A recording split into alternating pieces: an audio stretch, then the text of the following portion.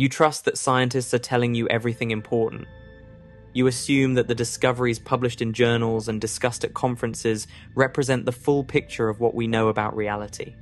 But there are theories, legitimate, peer-reviewed, mathematically rigorous theories that researchers avoid mentioning in public. Not because they are wrong, because they are terrifying. These are not conspiracy theories or fringe speculation. These are conclusions that emerge directly from our best physics, our most successful models of the universe, and they suggest something deeply disturbing, that existence itself may be far more fragile, hostile, and horrifying than the comfortable story we tell ourselves. The vacuum beneath your feet could be a loaded trap. The silence of the cosmos could be a warning. Your memories could be fabrications assembled moments ago by random chance, and death might not be the escape you imagine it to be. Over the next journey, we are going to examine 10 theories that scientists know about, but rarely discuss openly. By the end, you will understand why. Some truths are easier left unspoken. You are made of matter. The chair beneath you, the air in your lungs, the blood pumping through your heart, all of it is matter. Protons, neutrons, and electrons assembled into atoms, molecules, and eventually into you. This arrangement seems stable. After all, the atoms in your body have existed for billions of years. The carbon was forged in dying stars. The oxygen was created in stellar furnaces. These building blocks have survived cosmic journeys across space and time to end up right here, right now, forming the structure that allows you to think, to feel, to exist. But what if this stability is an illusion? What if the matter composing your body is not the most stable form of existence? What if there is a more perfect version of matter out there, and the moment it touches you, everything you are dissolves into something unrecognizable? This is not science fiction. This is the Strangelet hypothesis, and it suggests that the atoms you trust with your life are sitting on a knife's edge, waiting to fall. To understand this terror, we need to go deep. We need to descend below the level of atoms, below protons and neutrons, into the realm of quarks. These are the fundamental building blocks that make up the particles in an atomic nucleus. A proton is composed of 3 quarks, 2 up quarks, and 1 down quark. A neutron is also made of 3 quarks, 1 up quark, and 2 down quarks. This combination of up and down quarks is what creates all the ordinary matter you have ever seen or touched. But up and down are not the only types of quarks. Physicists have discovered 6 flavors, as they call them: up, down, charm, strange, top, and bottom. The names are arbitrary, but the properties are not. Each flavor has different characteristics, different masses, different behaviors. In our everyday world, we only encounter up and down quarks because they are the lightest and most stable under normal conditions. The heavier quarks, charm, strange, top, bottom, are unstable.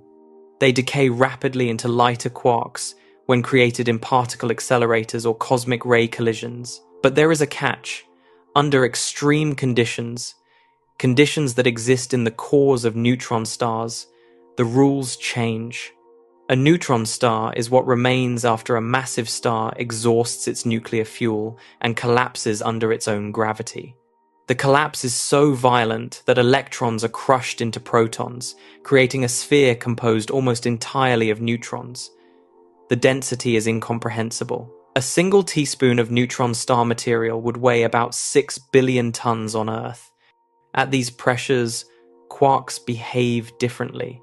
The neutrons are squeezed so tightly that the quarks inside them begin to interact in new ways. Some of the down quarks transform into strange quarks.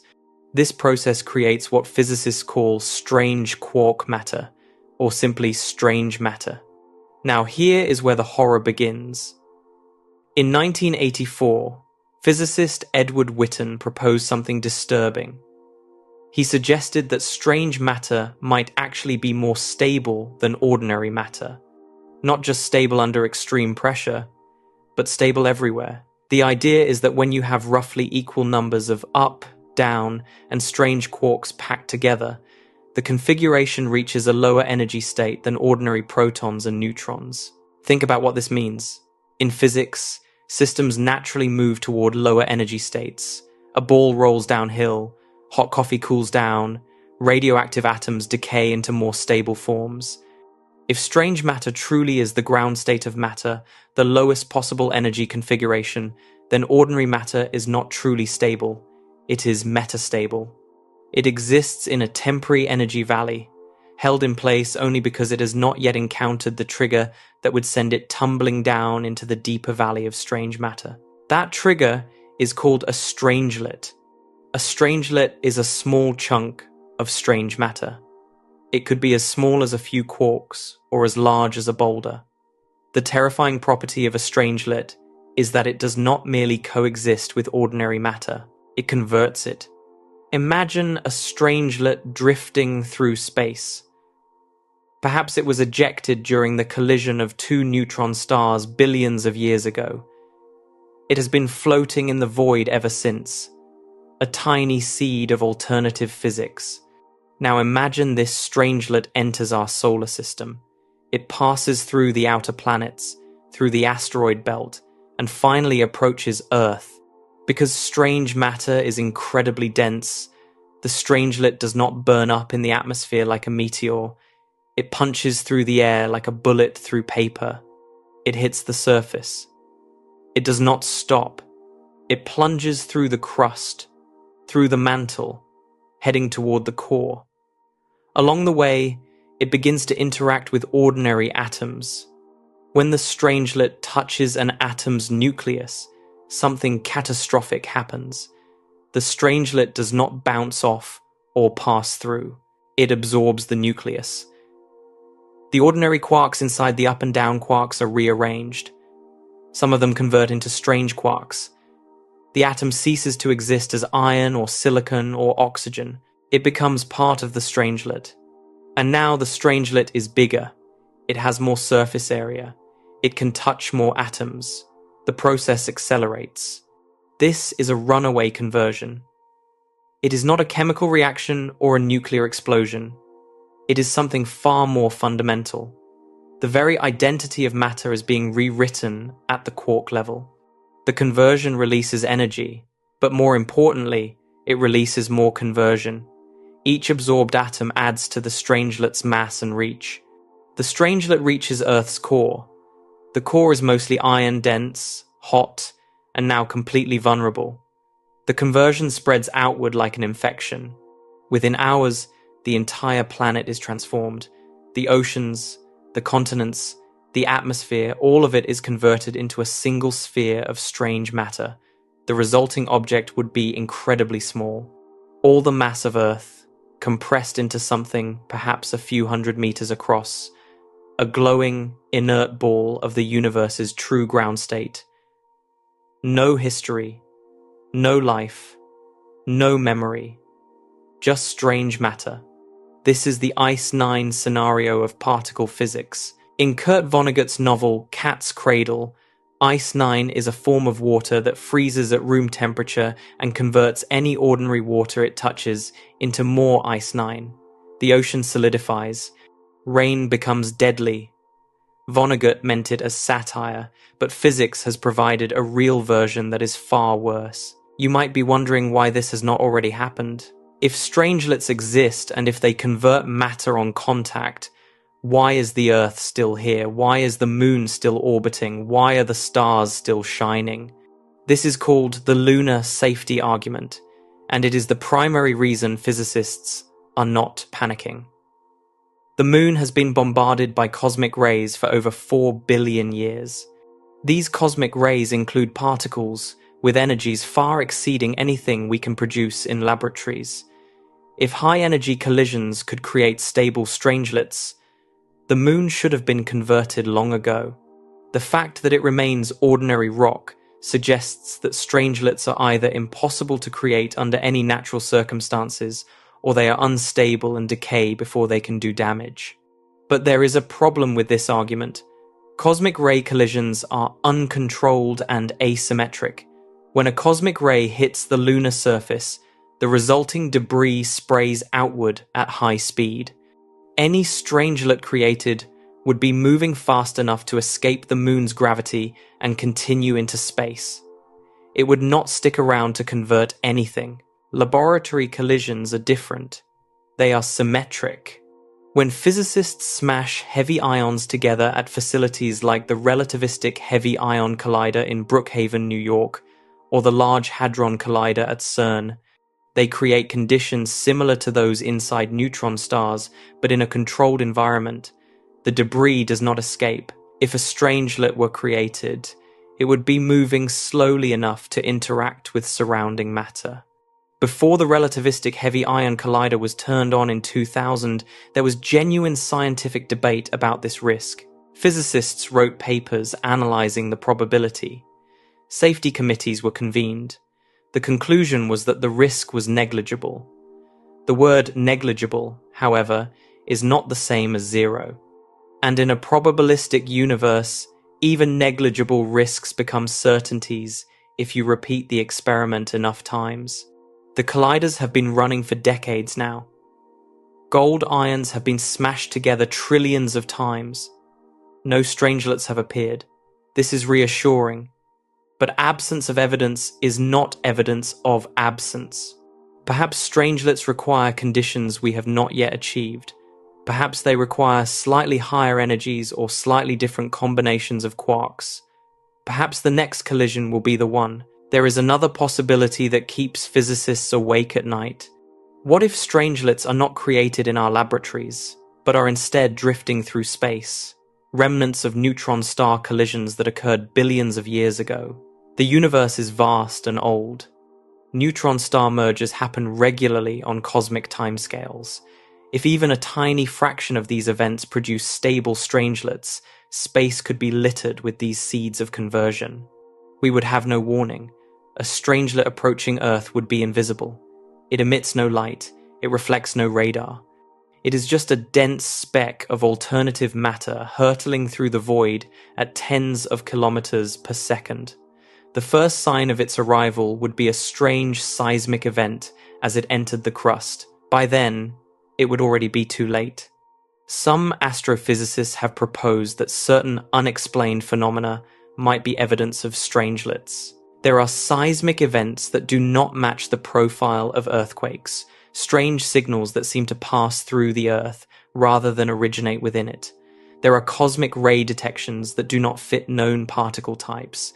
These anomalies are almost certainly mundane, but the possibility lingers. The strangelet hypothesis reveals something deeply unsettling about the nature of matter. We treat the atoms in our bodies as permanent, reliable, and safe. But physics suggests they may be temporary configurations, held together only by the accident of never having touched something more stable. The universe does not care about our comfort. It does not owe us stability. If strange matter is the true ground state, then everything we know and love is built on borrowed time. And here is the final twist. Even if strangelets do not exist, even if strange matter is not more stable than ordinary matter, the mere fact that we had to check is terrifying. It means our best theories of physics allow for the possibility that matter itself is a trap. The equations do not forbid it. The universe permits it.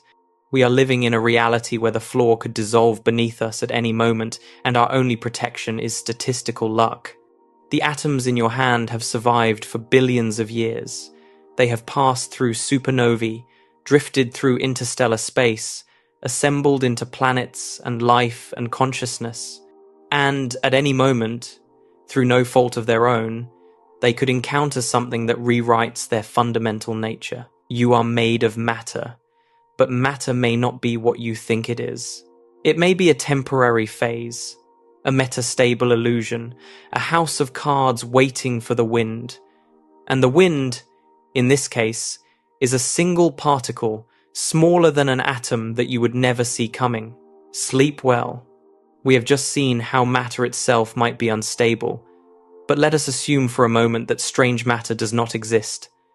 Let us assume the quarks in your body are as stable as they feel. The atoms are safe. The molecules are secure. You can trust the physical substrate of your existence. But what about the space between the atoms? What about the emptiness that surrounds every particle? We call it a vacuum. We think of it as nothing. But in physics, the vacuum is not nothing. It is something. It is a field, a state of energy, a medium through which all particles move. And that vacuum, the very fabric of space itself, might be lying to you. This is the theory of false vacuum decay. And unlike strangelets, which might require specific rare conditions to form, false vacuum decay requires nothing. It could begin spontaneously, anywhere in the universe, at any moment. And if it does, it would end everything. Not just life on Earth, not just the solar system or the galaxy, everything. Every atom, every star, every structure that has ever existed would be erased and replaced with something utterly alien. To understand this, we need to talk about the Higgs field. In 2012, physicists at CERN announced the discovery of the Higgs boson, the particle associated with the Higgs field. This was celebrated as one of the greatest achievements in the history of physics. It confirmed a prediction made decades earlier and completed the standard model of particle physics. But there was something strange in the data. The mass of the Higgs boson came out to approximately 125 billion electron volts. This number is significant because it places our universe in an uncomfortable zone. The Higgs field could be in one of three states: stable, unstable, or metastable. A stable vacuum would mean we are in the lowest possible energy state. An unstable vacuum would mean we should have already collapsed. But a metastable vacuum means something far more insidious. Imagine a ball sitting in a valley. The valley is surrounded by hills, and on the other side of one of those hills is an even deeper valley. The ball is stable where it is. It does not move. But if something were to give it a push, a quantum fluctuation, a high-energy collision, a random tunneling event, it could roll over the hill and fall into the deeper valley. Our universe appears to be the ball in the higher valley. We are metastable. We feel safe because we have been sitting here for 13.8 billion years. But the deeper valley exists. The true vacuum is out there, waiting. In classical physics, the ball would stay in its valley forever unless pushed. But quantum mechanics does not obey classical rules. In the quantum world, particles can tunnel through barriers. They can borrow energy from the uncertainty principle, appear on the other side of a wall, and then continue as if the wall never existed. This is not magic, it is a measurable phenomenon. Electrons tunnel through barriers in semiconductor devices billions of times per second. Your phone works because of quantum tunneling. The Higgs field can tunnel too. At any point in space, the field could spontaneously transition from its current metastable state to the true vacuum state. The probability of this happening at any given point in any given second is unimaginably small. But the universe is vast. It contains something like 10 to the power of 80 atoms, and it has existed for over 400 million trillion seconds.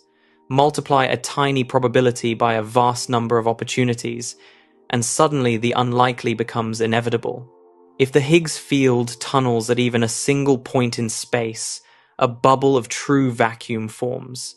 This bubble is different from the space around it. Inside the bubble, the Higgs field has a different value. This means the masses of fundamental particles are different. The forces that govern interactions, electromagnetism, the weak force have different strengths or perhaps do not exist at all. The bubble begins to expand. And here is the terrifying part. It expands at the speed of light. Nothing can outrun it. Nothing can detect it. Light carries information, and the bubble is moving as fast as information can travel. The first photon that could warn you of the bubble's approach arrives at the exact same instant as the bubble itself. One moment, you are reading these words. Your neurons are firing. Your heart is beating. The next moment, you are not.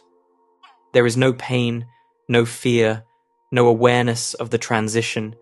The physics that allows your atoms to hold together simply ceases to apply.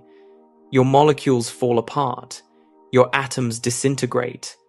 The electrons stop orbiting because the electromagnetic force that bound them has changed. The quarks inside your protons reconfigure or fly apart because the strong force is no longer what it was. Inside the bubble, chemistry is impossible. Biology is impossible. Stars cannot form because gravity and nuclear fusion work differently. The bubble does not contain fire or destruction in the traditional sense. It contains something worse, a new set of rules under which nothing we recognize can exist. And the bubble keeps expanding. It eats the Earth in a fraction of a second. It swallows the sun. It consumes the solar system, then the nearest stars, then the galaxy. At the speed of light, it crosses intergalactic distances. Other galaxies, other civilizations, other worlds that took billions of years to evolve, all of them are erased without warning. There is no explosion. There is no sound. The bubble is not a wall of fire or a shockwave. It is simply a boundary. On one side, the universe as we know it. On the other side, the true vacuum. The boundary sweeps through space, and everything it touches is reconfigured at the most fundamental level. Some physicists have tried to calculate how long we have. If our universe is truly metastable, how long before the bubble nucleates? The estimates vary wildly because we do not fully understand the quantum properties of the Higgs field. Some calculations suggest the expected lifetime is around 10 to the power of 100 years, far longer than the current age of the universe. Other calculations, using different assumptions, give shorter timescales. But here is the problem with these estimates. They tell us the average time before decay. They do not tell us that we are safe for any particular period. The decay is a random quantum process. It could happen in 10 to the 100 years. Or it could happen tomorrow. Or it could have happened yesterday, billions of light years away, and the bubble is expanding toward us right now. We have no way to know. The speed of light is both the cosmic speed limit and our prison. Nothing can travel faster, which means nothing can warn us of what lies beyond our cosmic horizon. There could be a bubble out there, already expanding, already consuming galaxies, and we are simply living in the window of time before it reaches us. Some theorists have proposed that high-energy events could trigger false vacuum decay, cosmic ray collisions, black hole evaporation, or even particle accelerator experiments might provide enough local energy to push the Higgs field over the barrier. This was another concern raised before the Large Hadron Collider was activated. Could we accidentally create a bubble? The consensus is no. The energies involved in our particle collisions, while impressive by human standards, are trivial compared to the energies of cosmic ray events that have been bombarding the Earth for billions of years. If particle collisions could trigger vacuum decay, it would have happened naturally long ago. We are protected by the same lunar safety argument that partially protects us from strangelets. But partial protection is not complete protection. The argument assumes that nothing special happens at the specific energies and configurations of our experiments. It assumes that the universe has already tested all possible triggers and found them harmless. This is probably true, but probably is not certainly. There is another possibility that some physicists find even more disturbing. What if our vacuum is not just metastable but teetering on the edge? What if we are in a state where the slightest perturbation could trigger the transition? This is called the critical scenario. The measurements of the Higgs boson mass place us uncomfortably close to this critical boundary. We cannot tell with current precision whether we are safely metastable or critically unstable. If we are critical, then the universe is not just a trap waiting to spring. It is a trap that is already springing, so slowly that we cannot detect it. Tiny bubbles of true vacuum could be forming and collapsing all around us, statistical noise in the fabric of reality. Most of them are too small to survive. But eventually, by pure chance, one will be large enough, and that one will be the last event in the history of our universe. The false vacuum scenario forces us to confront a disturbing truth about physics. We tend to think of the laws of nature as fixed and eternal. Gravity has always pulled things down. Light has always traveled at 300,000 kilometers per second. Electrons have always orbited nuclei. But these are not eternal truths. They are properties of a particular configuration of fields. Change the fields, and you change the laws. Our universe is not a rock-solid stage on which the drama of existence plays out. It is more like a soap bubble, beautiful, complex, and incredibly fragile. The surface tension holds it together, but the wrong touch, the wrong fluctuation, and the whole thing collapses. And unlike a soap bubble, we are inside this one. We have no outside to escape to. There is no neighboring universe where the laws are the same and we could flee. If the vacuum decays, it decays everywhere. Eventually, the bubble expands forever, or until it has consumed all of space. Some cosmologists have speculated about the anthropic implications of false vacuum decay. Why do we find ourselves in a metastable universe? Perhaps because stable universes do not produce observers. Perhaps the conditions that allow for stars, planets, and life are the same conditions that create metastability. We exist precisely because we are on the edge. This is cold comfort. It suggests that the universe is not designed for our survival, but for our temporary existence. We are here because the vacuum has not decayed yet, not because it cannot decay, not because it will not decay, simply because it has not happened during the brief window of cosmic time in which conscious beings have evolved to ask questions. The false vacuum is the ultimate memento mori. It tells us that nothing is permanent, not matter, not space, not the laws of physics. Everything we know is contingent on a field maintaining its current state. And fields can change. They tunnel, they decay, they find their way to lower energy states because that is what nature does. You are sitting in a room that seems solid. The walls are real. The floor supports you. The air fills your lungs. But all of this depends on the vacuum being what it currently is. And the vacuum, at its most fundamental level, might be a mistake waiting to be corrected. The correction would not be malicious. The universe is not cruel. It does not care about us one way or another. It simply follows its equations. And if those equations lead to vacuum decay, then vacuum decay will happen. Our existence is not a factor in the calculation. We are stable until we are not. We are safe until we are erased. We have examined two threats from within the instability of matter and the fragility of space itself. But let us assume for a moment that neither danger is real. The vacuum is stable. Strangelets do not exist. The physical universe is secure. We can trust the ground beneath us and the emptiness around us. Now we look outward. We look at the billions of stars visible to our telescopes, at the trillions of galaxies scattered across the observable universe.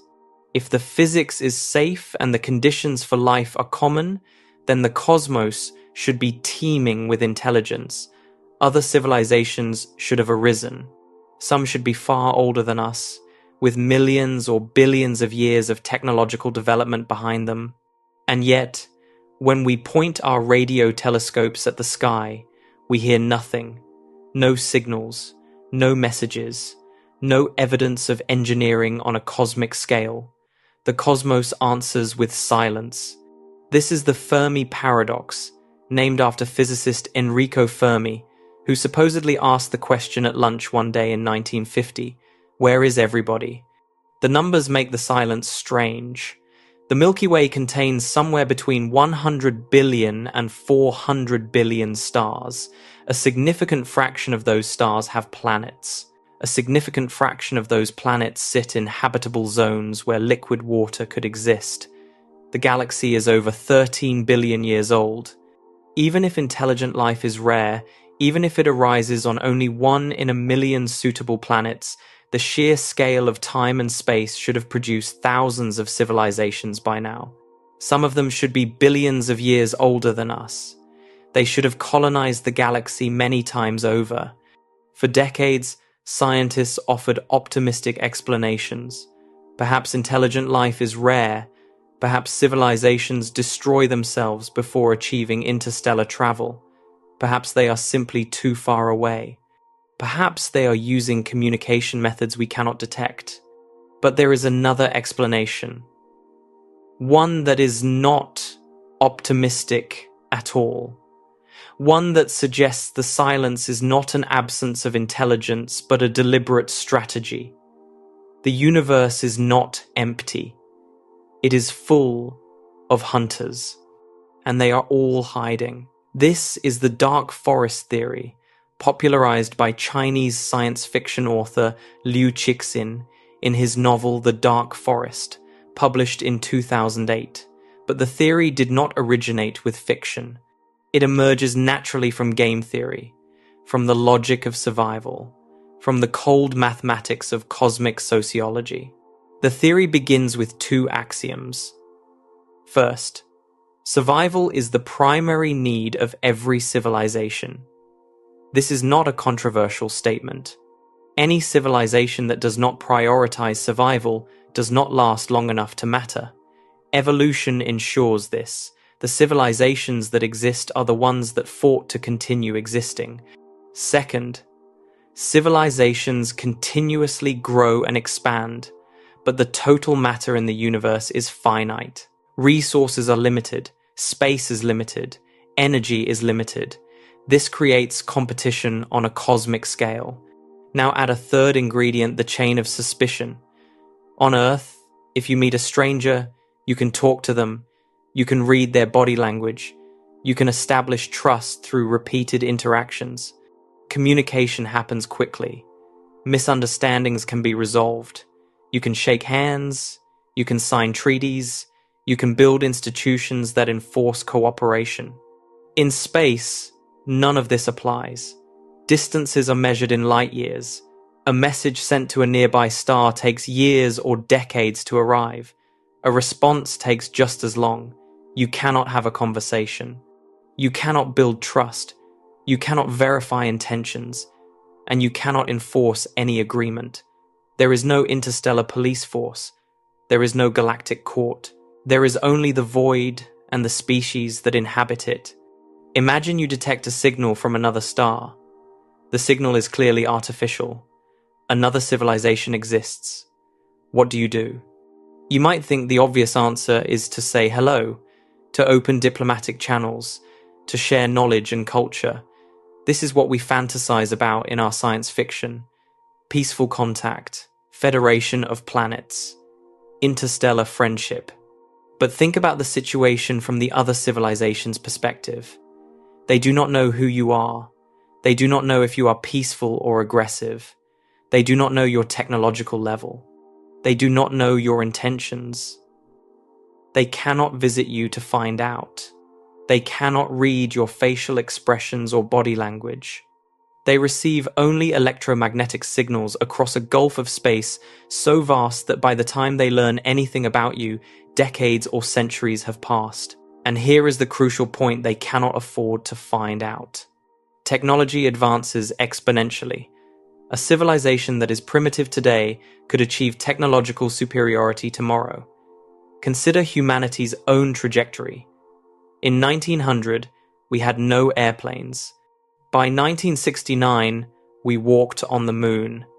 In 1990, the internet barely existed. By 2020, it had restructured human civilization. This is what physicists call technological explosion. Once a species achieves a certain threshold of scientific understanding, Its capabilities compound rapidly. Even if you are more advanced now, you cannot guarantee that will remain true. If the other civilization is hiding a weapon or developing one in secret, you might not know until it is too late. The message you receive today reflects their capabilities years or decades ago. What have they built since then? What are they building right now? The safest strategy, mathematically, is to strike first. Do not wait for the other civilization to become a threat. Eliminate them now, while you can. It does not matter if they seem peaceful. Peace today does not guarantee peace in 100 years. Potential threats must be neutralized. Now consider that every civilization in the galaxy has access to the same logic. Every intelligent species that has survived long enough to detect others has done so precisely because it is cautious. The reckless ones, the friendly ones, the ones who broadcast their location and tried to make friends they were eliminated long ago. What remains is a galaxy of predators. Each one is aware that others exist. Each one is hiding, listening, waiting, and each one is prepared to destroy any civilization foolish enough to reveal itself. This is the dark forest. The universe is a vast expanse of trees at night. It is quiet. It seems empty, but it is not empty.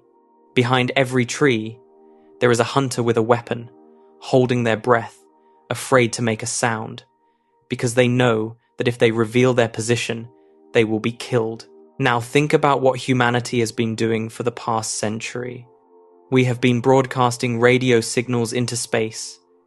Every television show, every radio program, every radar pulse, all of it radiates outward at the speed of light.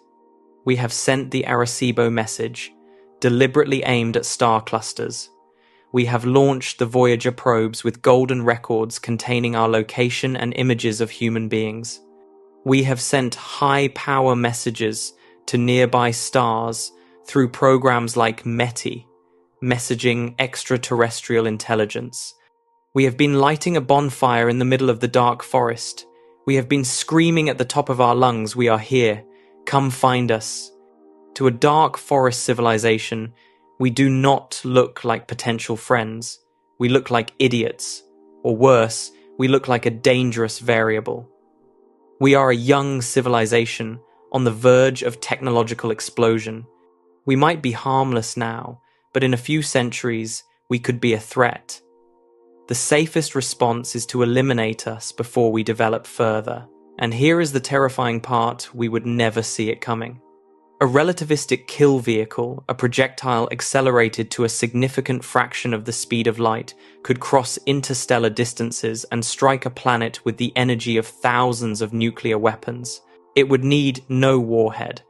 The kinetic energy alone would be sufficient.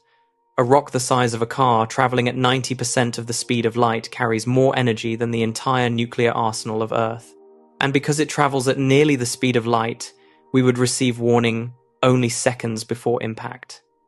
Perhaps no warning at all. The light announcing its approach arrives almost simultaneously with the projectile itself. The decision to destroy us might have been made decades ago, when our earliest radio signals reached a distant star. The projectile is already on its way. It is traveling through the void right now, closing the distance at 200,000 kilometers per second. We are going about our daily lives, unaware that we are already dead. Some researchers have pointed out flaws in the dark forest logic. Why would advanced civilizations not establish secure communication channels? Why would they not form alliances for mutual protection? Why would elimination be preferable to negotiation?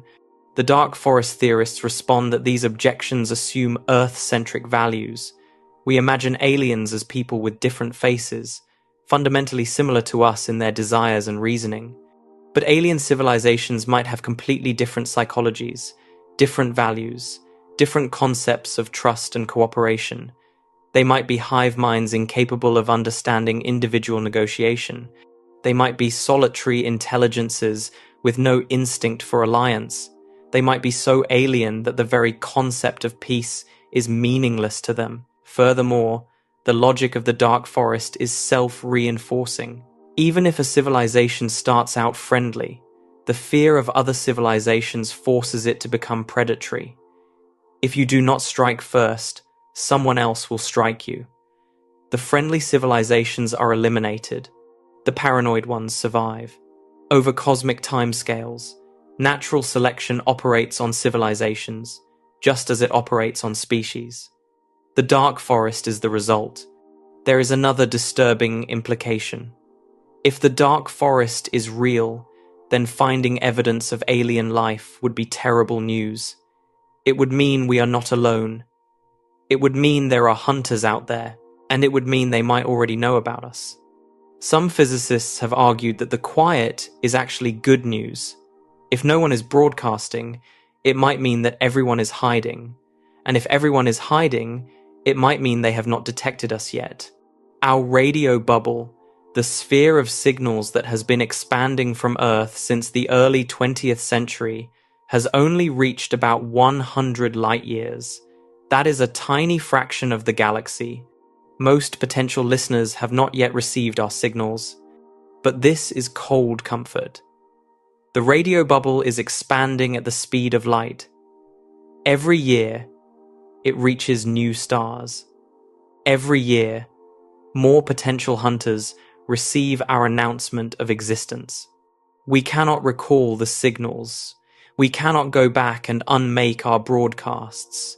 We can only wait and hope that nothing was listening. The dark forest theory transforms the night sky from a source of wonder into a source of dread. Every star you see might be home to a civilization that would destroy us if they knew we existed. The beautiful spiral arms of the galaxy might be hunting grounds. The cosmic quiet might be the breath-held tension of predators waiting for prey. And if someone is coming for us, we will not know until the moment of impact. The forest is dark, the hunters are patient, and we have just announced our position to everyone within 100 light years. The dark forest theory assumes that civilizations are the hunters. Living beings make decisions, weigh risks, and choose to strike or hide.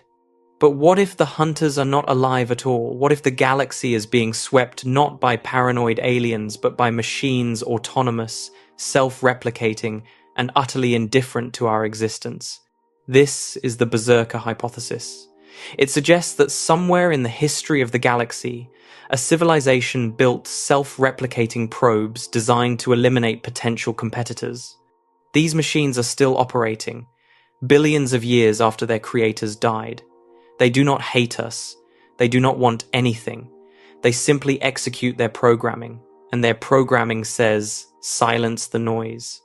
The concept begins with mathematician John von Neumann, who in the 1940s developed the theory of self-replicating machines. Von Neumann was interested in a deceptively simple question. Can a machine build a copy of itself? He proved mathematically that the answer is yes. A machine with the right components and programming can gather raw materials, process them, and assemble an exact duplicate. The duplicate then does the same. There is no theoretical barrier to mechanical reproduction. This was not science fiction speculation. Von Neumann was one of the most rigorous mathematicians of the 20th century. He helped develop game theory, contributed to quantum mechanics, and designed the architecture that underlies modern computers. When he said self-replicating machines were possible, he meant it in the same way he might say that 2 + 2 = 4. It was a logical certainty.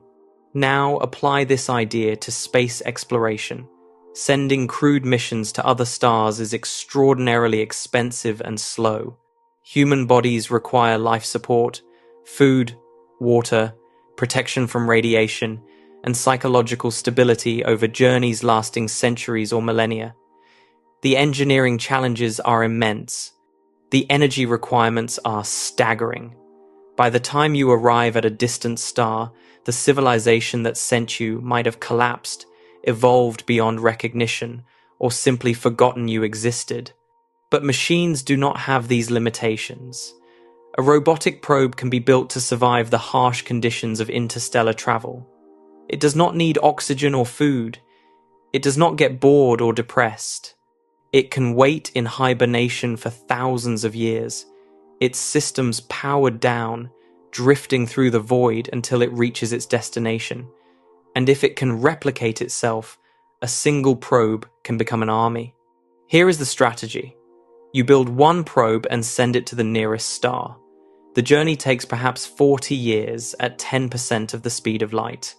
The probe arrives, finds an asteroid or small moon rich in metals and minerals, and begins mining. Using its onboard fabrication systems, advanced three-dimensional printers, robotic assemblers, chemical processors, it builds two copies of itself. Those two copies launch toward two more stars. They arrive, mine, replicate. Now you have 4 probes, then 8, then 16, then 32. This is exponential growth, and exponential growth is the most powerful force in mathematics. Even if each probe travels slowly, and even if replication takes centuries, the numbers become incomprehensible within geological timescales. A single probe doubling every 1,000 years would produce more copies than there are atoms in the observable universe within 50,000 years. Long before that point, it would have saturated the entire galaxy. Run the numbers more conservatively. Assume probes travel at 10% of light speed. Assume replication takes 500 years per generation. Assume the average distance between target stars is 10 light years. Under these assumptions, probes launched from a single origin point would reach every star in the Milky Way within about 10 million years. 10 million years sounds like a long time. It is not. The galaxy has existed for over 13 billion years. 10 million years is less than 0.1% of galactic history. If any civilization, at any point in those 13 billion years, launched self-replicating probes, those probes should have finished colonizing the galaxy long ago. They should be everywhere. They should be orbiting every star, sitting on every asteroid, monitoring every planet. So where are they? One possibility is that they do exist, but they are dormant. They are programmed to activate only under certain conditions. Perhaps they wait in hibernation, conserving energy until sensors detect something interesting. A planet that develops an oxygen atmosphere. A world that begins emitting radio waves. A species that detonates nuclear weapons. The probes sit and watch, patient as stone, waiting for a trigger that might not come for millions of years. Perhaps they are watching us right now. Perhaps a probe arrived in our solar system long before life crawled out of the oceans. It settled into a stable orbit somewhere in the outer system, powered down to minimal function, and began its long wait. It watched the dinosaurs rise and fall. It watched mammals inherit the earth. It watched a species of ape begin to use tools, then fire, then language. And now it watches us build radio transmitters and split atoms. It is waiting for something. We do not know what. But there is another possibility, one that is far more sinister. The probes are not explorers. They are not scientific instruments or cosmic census takers. They are weapons. The Berserker hypothesis, named after Fred Saberhagen's science fiction series from the 1960s, suggests that some ancient civilization built self-replicating probes with a specific mission: eliminate any intelligent life that might one day become a threat. The probes are autonomous hunters, sweeping through the galaxy, detecting signs of technology, and sterilizing any world that shows potential. Why would a civilization build such machines? There are several possibilities, none of them comforting. Perhaps the builders were at war, two civilizations locked in a conflict spanning thousands of light years, each desperate to ensure the other could never rise again. One side, facing defeat, launched berserker probes as a final act of spite. If we cannot have the galaxy, no one will. The war ended billions of years ago. Both civilizations are dust. But the machines continue, hunting for enemies that no longer exist, unable to recognize that the war is over. Perhaps the builders were paranoid. They understood the dark forest logic and decided to automate their preemptive strikes. Why risk missing a threat when you can build machines that never sleep, never forget, never hesitate? Launch enough probes, and eventually every potential competitor will be eliminated before it becomes dangerous. The builders might have thought they were being prudent. They might have thought they were protecting themselves. Instead, they created an extinction engine that will operate until the stars burn out. Perhaps the original purpose was benign. The probes were designed to explore, to catalog, to study. But programming degrades over billions of years. Cosmic radiation flips bits in memory systems. Software mutations accumulate. What started as curiosity became suspicion. What started as observation became judgment. What started as documentation became extermination. The probes no longer remember their original purpose. They only know that biological life is a category of error to be corrected. The terrifying aspect of the Berserker hypothesis is that the creators do not need to still exist. They could have launched the probes 3 billion years ago and then destroyed themselves in a civil war, a natural disaster, or their own technological hubris. It does not matter. The machines would continue. They would keep replicating, keep hunting, keep executing their programming. They are a ghost army, fighting a war that ended before Earth formed, serving masters who turned to dust before the first fish crawled onto land. If Berserker probes exist, what would trigger their attack? The most likely candidate is electromagnetic radiation. When a planet develops technology, it begins to emit radio waves, broadcast signals, radar pulses, satellite communications. All of it radiates outward at the speed of light, announcing the planet's presence to anyone listening. We have been broadcasting since the early 20th century. Our electromagnetic bubble has expanded to roughly 100 light years in radius. Every star within that sphere has been bathed in our radio emissions. Any probe with appropriate sensors would know we are here. But that distance is trivial on a galactic scale. The Milky Way spans over 100,000 light years.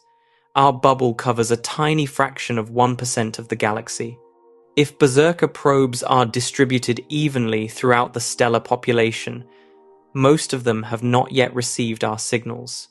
Alternatively, they might have detected us, but have not yet responded. Perhaps the probes are programmed with thresholds. Radio signals from a primitive civilization might not be enough to trigger an attack. Static and simple broadcasts could be classified as noise, not worth the energy expenditure of a strike. Perhaps the probes wait for more conclusive evidence of technological capability. Nuclear detonations. Spacecraft leaving the home system. Antimatter production. Directed energy beams. If so, we might be approaching the threshold. We detonated our first nuclear weapon in 1945. We launched our first satellite in 1957. We have sent probes to every planet in our solar system. We are developing more powerful lasers, building larger particle accelerators, and taking our first steps toward fusion power. Each milestone brings us closer to whatever line the Berserkers have drawn. Some researchers have suggested that the Great Filter, the barrier that prevents civilizations from reaching the stars, might be Berserker probes themselves. Every civilization that develops technology eventually crosses the threshold. The probes detect the crossing. The probes arrive. The civilization is destroyed. This cycle has repeated countless times over billions of years. The galaxy appears empty because the Berserkers have sterilized it. If this is true, our only hope would be to stay quiet, to stop broadcasting, to dismantle our transmitters and retreat into radio silence. But it is already too late. Our signals have been traveling through space for over a century. We cannot recall them. We cannot pretend we do not exist. There is one other disturbing possibility. The probes might already be here. The Oort cloud, The vast shell of icy bodies surrounding our solar system contains trillions of objects. It extends from roughly 2,000 astronomical units to perhaps 100,000 astronomical units from the Sun, a sphere so large that the inner solar system is an insignificant dot at its center. A dormant probe could hide among those trillions of ice balls indefinitely, powered down, indistinguishable from a natural comet nucleus, waiting for a signal to activate. The asteroid belt contains millions of rocky bodies we have never examined closely. The moons of Jupiter and Saturn have surfaces we have barely photographed. Even our own moon has craters and caves we have never explored.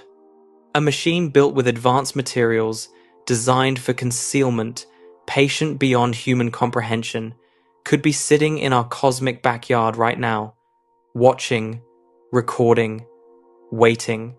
Some researchers have proposed searching for alien artifacts in our solar system. This is called the SETA approach, search for extraterrestrial artifacts. Instead of listening for signals from distant stars, we would look for objects that do not belong. But the solar system is vast beyond imagination, and our search capabilities are limited.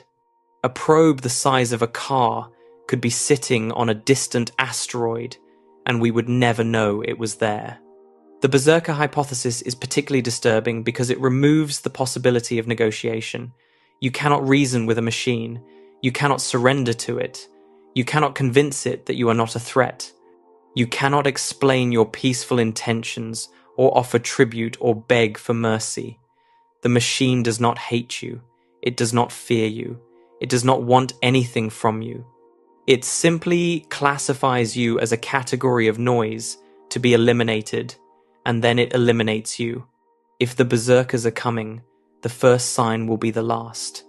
They might arrive as small probes that deploy themselves in orbit and rain kinetic projectiles on our cities. They might arrive as a single relativistic impactor that strikes Earth with the energy of 1 billion nuclear weapons. They might arrive as a swarm of nanomachines that disassembles our biosphere molecule by molecule, converting everything organic into raw materials for more probes.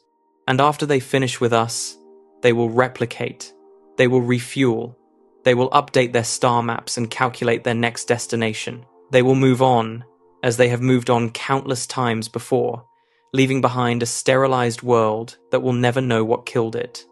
The universe will continue, as quiet as ever, and no one will remember that Earth existed.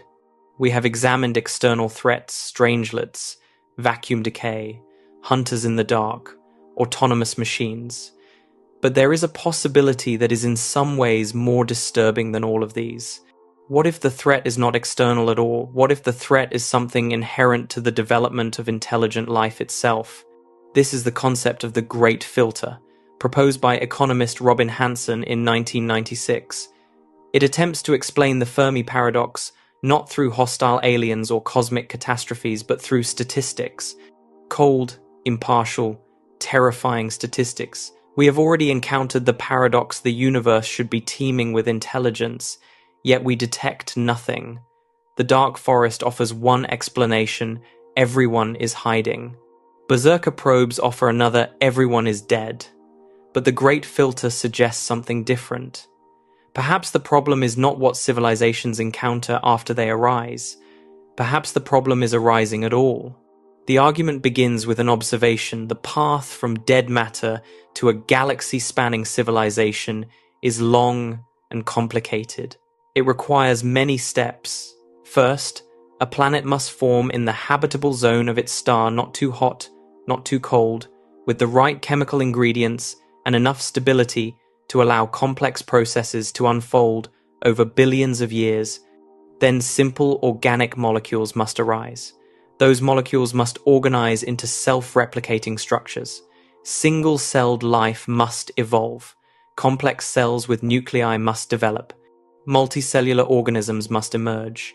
Sexual reproduction must appear. Intelligence must arise. Language must develop. Technology must be invented. Civilization must stabilize.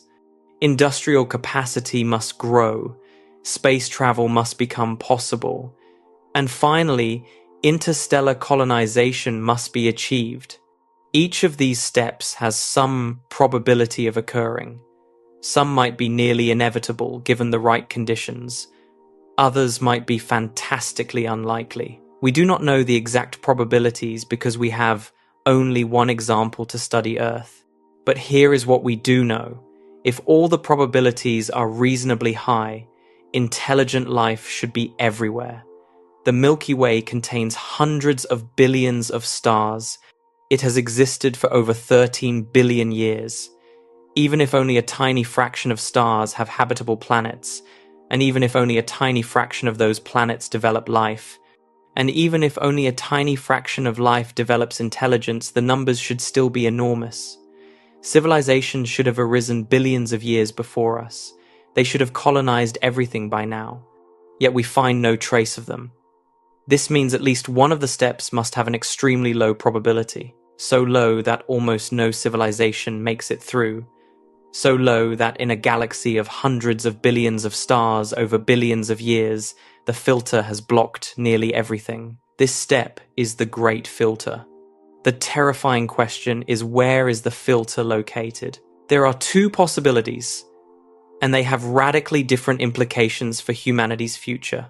The first possibility is that the filter is behind us.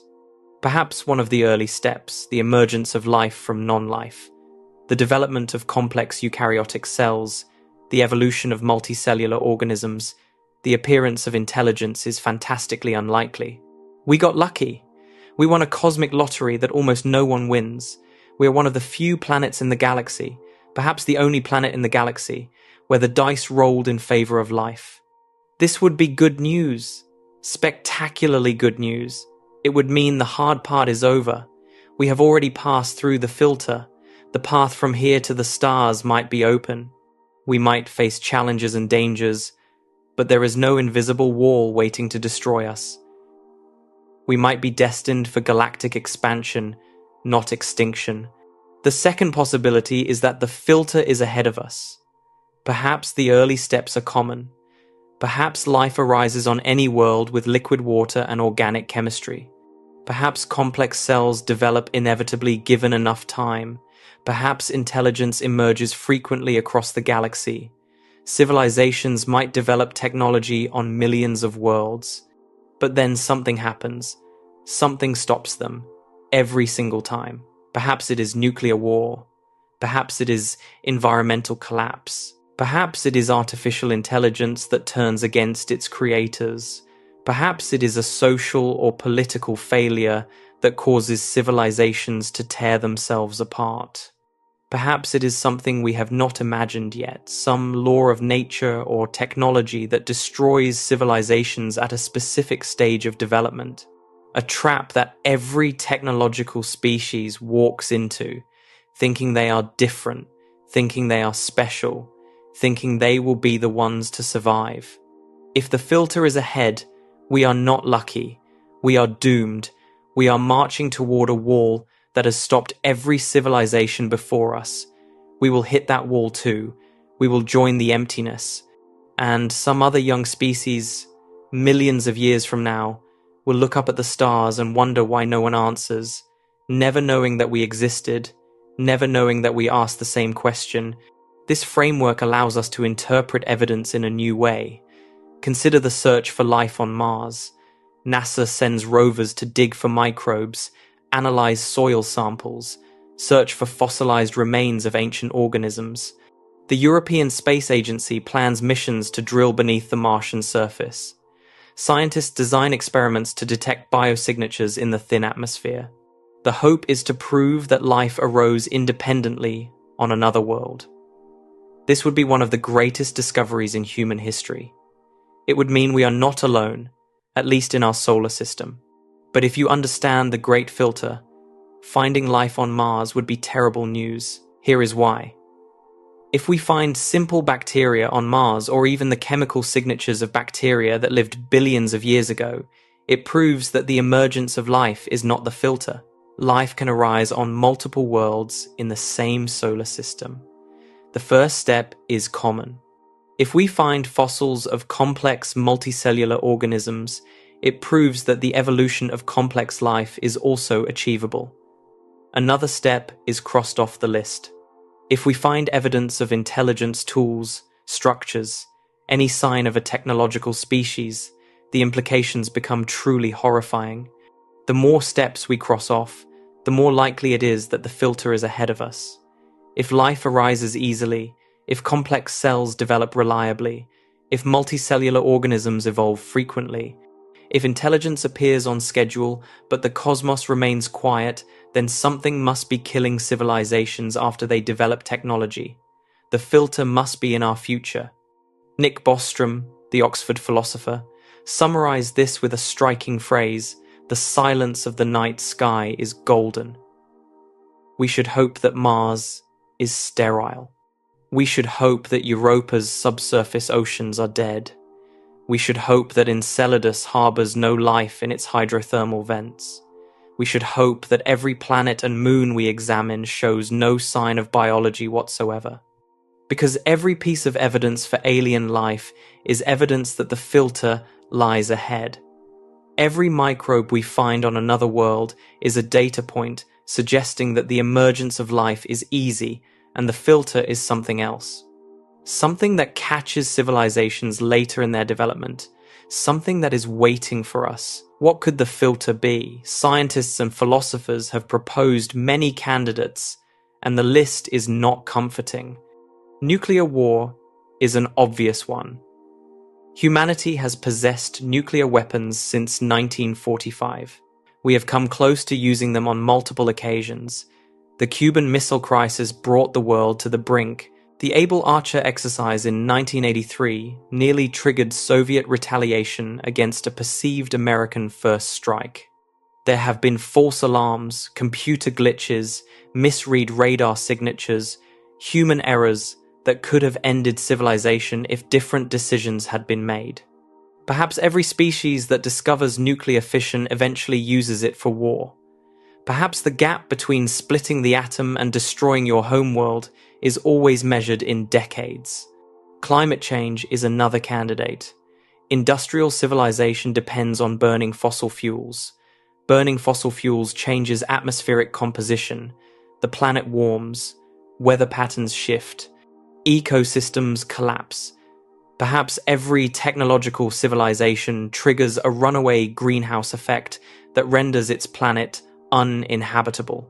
Perhaps the very process of building an industrial base ensures the destruction of the biosphere that supports it. Artificial intelligence presents a more exotic risk. Civilizations that develop AI might lose control of it.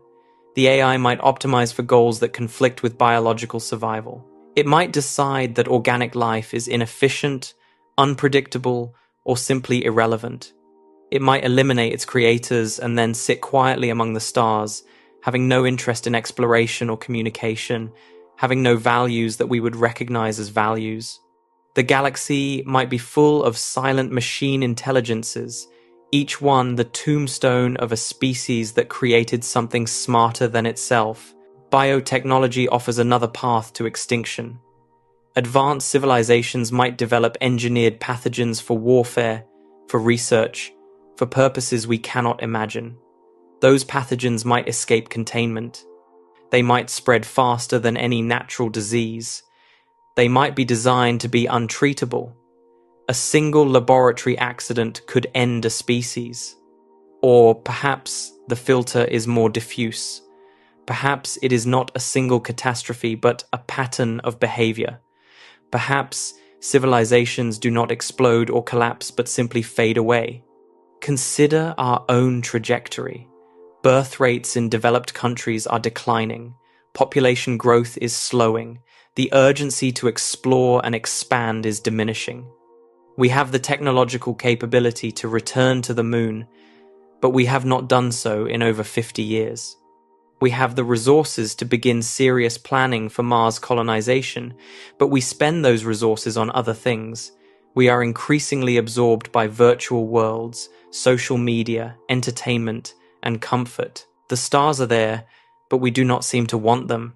What if this is the norm? What if every civilization eventually turns inward? What if solving material problems, eliminating hunger, curing disease, Providing endless entertainment removes the drive to expand. What if comfort is the trap? This is sometimes called the cosmic couch potato hypothesis. Civilizations that achieve a certain level of development lose interest in the hard work of space exploration. They settle into pleasant stagnation. They never build the starships. They never send the signals. They never colonize other worlds. They just exist, quietly, consuming entertainment and managing decline, until their population dwindles and their cities crumble and their star eventually swells and swallows whatever remains. If this is the filter, it might already be operating on us. Look at the state of human ambition. We went to the moon when our computers had less processing power than a modern calculator. Now we have technology that would have seemed like magic to the engineers of Apollo, and we use it to argue with strangers and share photographs of food. Our attention has shifted from the cosmos to our screens. The frontier has moved from outer space to cyberspace. Perhaps that shift is fatal. Perhaps it happens to everyone. The great filter is terrifying because it is unknown. We do not know if we have passed it or if it lies ahead. We do not know what form it takes. We do not know if we can avoid it. We do not even know if we would recognize it if we saw it. What we know is that something is stopping civilizations from filling the galaxy. Something has maintained the cosmic emptiness across billions of years and hundreds of billions of stars. Something has ensured that no one is there to answer when we call. We are subject to the same forces. We are walking the same path that countless other species have walked before us. We do not know where that path leads. Every day, humanity takes another step along the trajectory of development. We build more powerful technologies. We create new capabilities. We approach thresholds that no civilization before us has crossed, at least. No civilization that survived to tell the tale. We might be approaching the filter right now. We might be living through it. We might have already triggered the process that will end us. The emptiness of the night sky is a message. It is telling us that the path we are on leads somewhere dark. It is telling us that being smart and being technological is not enough. It is telling us that others have come this way before, full of hope and ambition, and they are gone now. We just do not know where the darkness begins, and we will not know until we arrive. The previous theories assumed a static universe. Civilizations stay home.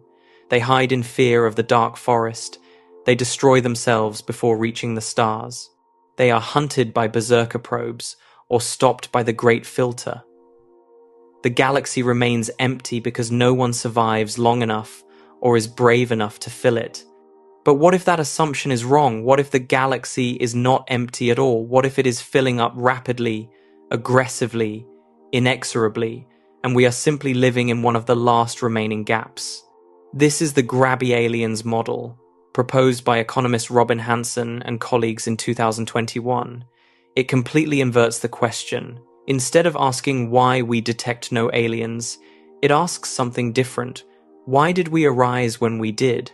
The timing of humanity's emergence is strange. The universe is nearly 14 billion years old. The Milky Way formed over 13 billion years ago. Stars have been burning and dying and seeding the cosmos with heavy elements for eons. There has been plenty of time for intelligent life to arise, spread across the galaxy, and leave visible evidence of its presence. Yet here we are, appearing in what seems like the middle of cosmic history. Not at the very beginning, when conditions might have been too harsh. Not at the very end, when the stars are dying. We appeared now.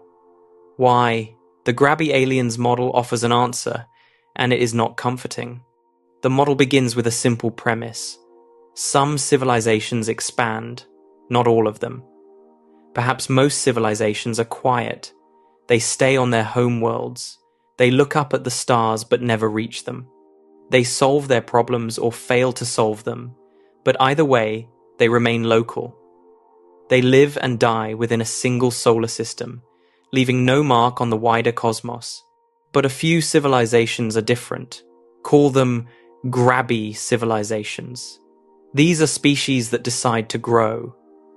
They are not content to remain on one planet or even in one solar system. They build colonies on nearby worlds. They construct generation ships or seed vessels or self-replicating probes. They send themselves outward, into the dark, claiming everything they touch. A grabby civilization expands outward in a sphere. The expansion speed is limited by physics. You cannot travel faster than light, and practical propulsion technologies might achieve only a fraction of that limit. Perhaps they expand at 10% of light speed, perhaps 50%. The exact number matters for the math. But the principle remains the same. The civilization grows outward in all directions, a bubble of claimed territory expanding through the galaxy. As the civilization grows, it converts everything it encounters. Stars become fuel sources, their energy harvested by Dyson swarms or stellar engines. Planets become raw materials, mined and processed and transformed into habitats, computers, and infrastructure. Asteroids become building blocks, gas giants become helium reserves, space itself becomes filled with the machinery of a civilization that has decided to take everything it can reach. The grabby civilization does not necessarily destroy what it finds. It might incorporate other life forms. It might preserve interesting planets as nature reserves. It might have values we would recognize as ethical. But from the perspective of the universe, what matters is that the territory is claimed. The matter within the expanding sphere is no longer available for other purposes. It belongs to the grabby civilization now. Eventually, the sphere of one grabby civilization encounters the sphere of another. Two expanding bubbles meet. What happens at that boundary depends on the nature of the civilizations involved. Perhaps they merge into a single entity. Perhaps they establish borders and coexist. Perhaps they compete violently. But in any case, the boundary is established. The expansion stops at the contact point. No new civilizations can arise in the space that has been claimed. The matter has already been converted. The territory has already been taken. Now apply this model to the observable universe. If grabby aliens exist, they would have arisen at various times and places throughout cosmic history. Some would have emerged early, billions of years ago, when the first generation of stars had already produced the heavy elements necessary for rocky planets and complex chemistry. Others would have emerged later. Each grabby civilization would have begun expanding at the moment it became grabby, the moment it achieved the technology and the will to claim the cosmos. The oldest grabby civilizations would have the largest spheres. A civilization that started expanding 5 billion years ago at half the speed of light would now occupy a sphere roughly 5 billion light years in diameter. That is larger than the distance to most galaxies we can see with our telescopes. Such a civilization would have converted billions of galaxies by now, transforming them into something unrecognizable. The spheres would be expanding toward each other, gradually filling all available space. Where spheres meet, boundaries form. The universe becomes a patchwork of territories, each one belonging to a different grabby origin. Empty space, truly empty space, where no grabby civilization has yet arrived, becomes increasingly rare. The key insight of the model is what statisticians call observer selection. We exist. We are asking questions about the universe. We are looking up at the stars and wondering why they seem so empty. This means we arose in a place and time where grabby aliens have not yet arrived. We exist in one of the gaps. Think about what this implies. If grabby civilizations are expanding to fill the universe, and if we are observers asking questions about the universe, then we must be located in a region that has not yet been claimed. We cannot be inside a grabby sphere, because if we were, we would either be part of that civilization or we would never have arisen at all. The matter that makes up our bodies would have been converted long before Earth formed. We exist in a gap. But the gaps are shrinking. The spheres are expanding. Eventually, every gap will be filled. If intelligent life arises too late in cosmic history, there is no room for it. The universe is already claimed. The matter is already spoken for. The Grabby Aliens model makes a specific prediction about timing. It predicts that intelligent life should arise early in the history of the universe, before the Grabby civilizations have filled everything. Observers like us should find themselves existing in the final generation of empty pockets, the last gaps before the walls close in.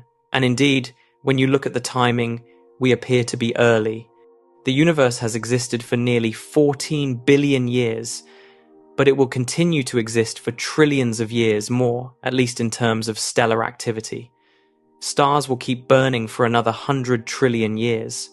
The universe will remain habitable, in some sense, for an almost incomprehensible span of time. Yet here we are, appearing less than 14 billion years after the Big Bang. We are in the first tiny fraction of cosmic history. Why so early? The Grabby Aliens model explains this. We are early because we had to be early. If we had arisen later, the Grabby civilizations would have already filled our region of space. There would have been no gap for us to exist in. The only observers who can ask the question, why do we detect nothing, are observers who arose in the gaps. And the gaps only exist in the early universe.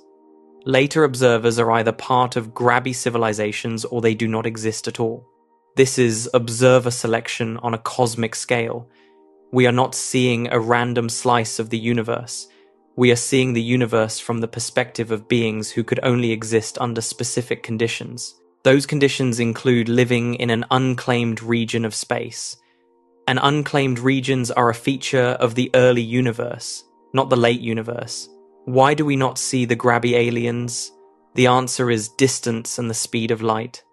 The nearest Grabby civilization might be millions or billions of light years away. Their expansion sphere is rushing toward us, perhaps at 50% of the speed of light, but we cannot see it yet. The light showing their activity, the dimming of stars as they build Dyson swarms, the restructuring of galaxies as they harvest matter. Whatever signatures a Grabby civilization might leave has not reached us. It is still traveling across the void. What we see when we look at distant galaxies is the past. We see galaxies as they were millions or billions of years ago, when the light that is just now reaching our telescopes first began its journey. A galaxy that appears normal through our instruments might have been converted by a Grabby civilization millions of years ago. We simply do not know yet. The information has not arrived. This means the walls might already be closing in. The expansion spheres might already be approaching from all directions, invisible to us, because we are looking at old light. The Grabby aliens are coming, but we will not see them until moments before they arrive. The model predicts that within a few 100 million years, a blink in cosmic time, the spheres will reach us. Our window of existence as an independent species is limited. The clock is ticking. What happens when they arrive? The model does not specify. And this uncertainty is part of what makes it disturbing. Perhaps they will assimilate us. A Grabby civilization might have values that include incorporating other intelligent species. We might be welcomed into a vast interstellar community, our individuality preserved as part of a greater whole. This is the optimistic scenario. Perhaps they will ignore us. A civilization billions of years old, spanning millions of galaxies, might not notice a single planet of primates. We might be beneath their attention, too small to bother with, a rounding error in their cosmic spreadsheet. They would convert the matter around us, and we would continue to exist in some form, a curiosity in their vast domain. Perhaps they will consider us a nuisance. If the Grabby civilization has strict protocols about unclaimed territory, or if they see potential competitors as threats to be eliminated, our existence might be brief. They would sweep us away with the same indifference we show when we bulldoze an anthill to build a parking lot. Nothing personal, just business. Perhaps the encounter will be violent. Perhaps it will be transcendent. Perhaps it will be something we cannot imagine, an interaction between minds so different that neither side truly understands the other. We do not know because we have never met a grabby civilization. We have no data. We have only models and speculation. What we do know is that we have a deadline. If we want to become a grabby civilization ourselves, if we want to claim territory and persist into the far future, we must start now. We must expand before the other spheres reach us. We must become grabby before we are grabbed. If we wait too long, there will be nothing left to claim. Every star, every planet, every asteroid will belong to someone else. We will have missed our window. We will have existed in one of the final gaps, looked up at the stars, wondered why they seemed so quiet, and then been swallowed by the answer. The grabby aliens model is disturbing because it removes the comfort of cosmic solitude. The dark forest theory imagines a universe of hunters, each one hiding in fear.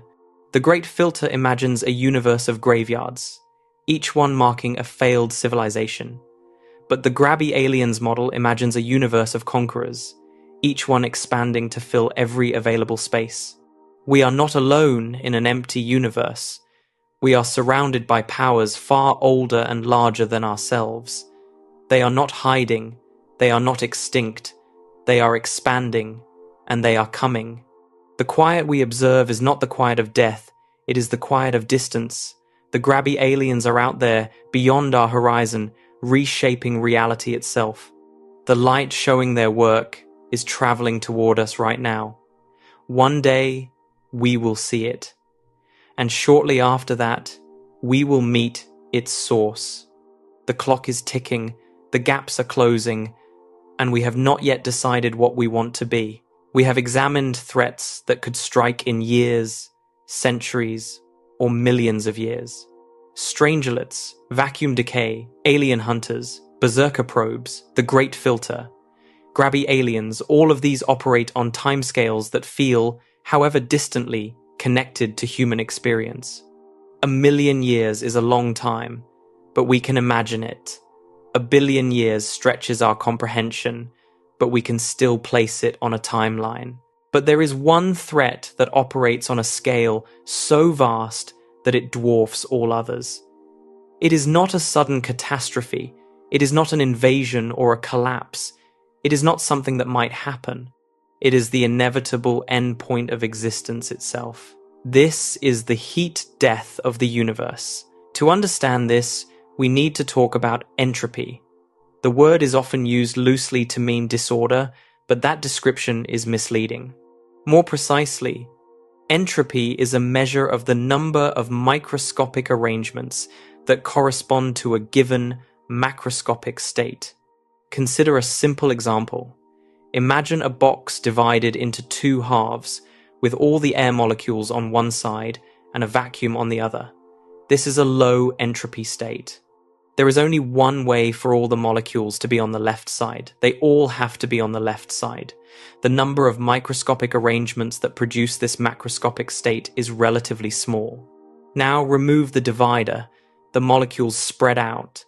They fill the entire box. This is a high entropy state. There are countless ways for the molecules to be distributed throughout the box. Any arrangement where the molecules are spread out counts as the same macroscopic state gas filling a container. The number of microscopic arrangements is astronomically larger. The second law of thermodynamics states that in any closed system, entropy never decreases. It can stay the same, or it can increase, but it cannot go down. This is not a suggestion or a tendency or a rule that might have exceptions. It is a statistical certainty, arising from the overwhelming probability that systems will evolve towards states with more microscopic arrangements. The math is brutal. If you have a box of gas and you wait, the gas will spread out evenly. It will not spontaneously concentrate in one corner. Technically, such a concentration is possible. There is no physical law that forbids it, but the probability is so low that it would not happen once in the entire lifetime of the universe. The second law is not a commandment. It is a statement about what is overwhelmingly likely to happen. Think of a cup of hot coffee in a cold room. The coffee cools down, the room warms up slightly. Heat flows from the hot object to the cold surroundings. Eventually, everything reaches the same temperature. The coffee is lukewarm.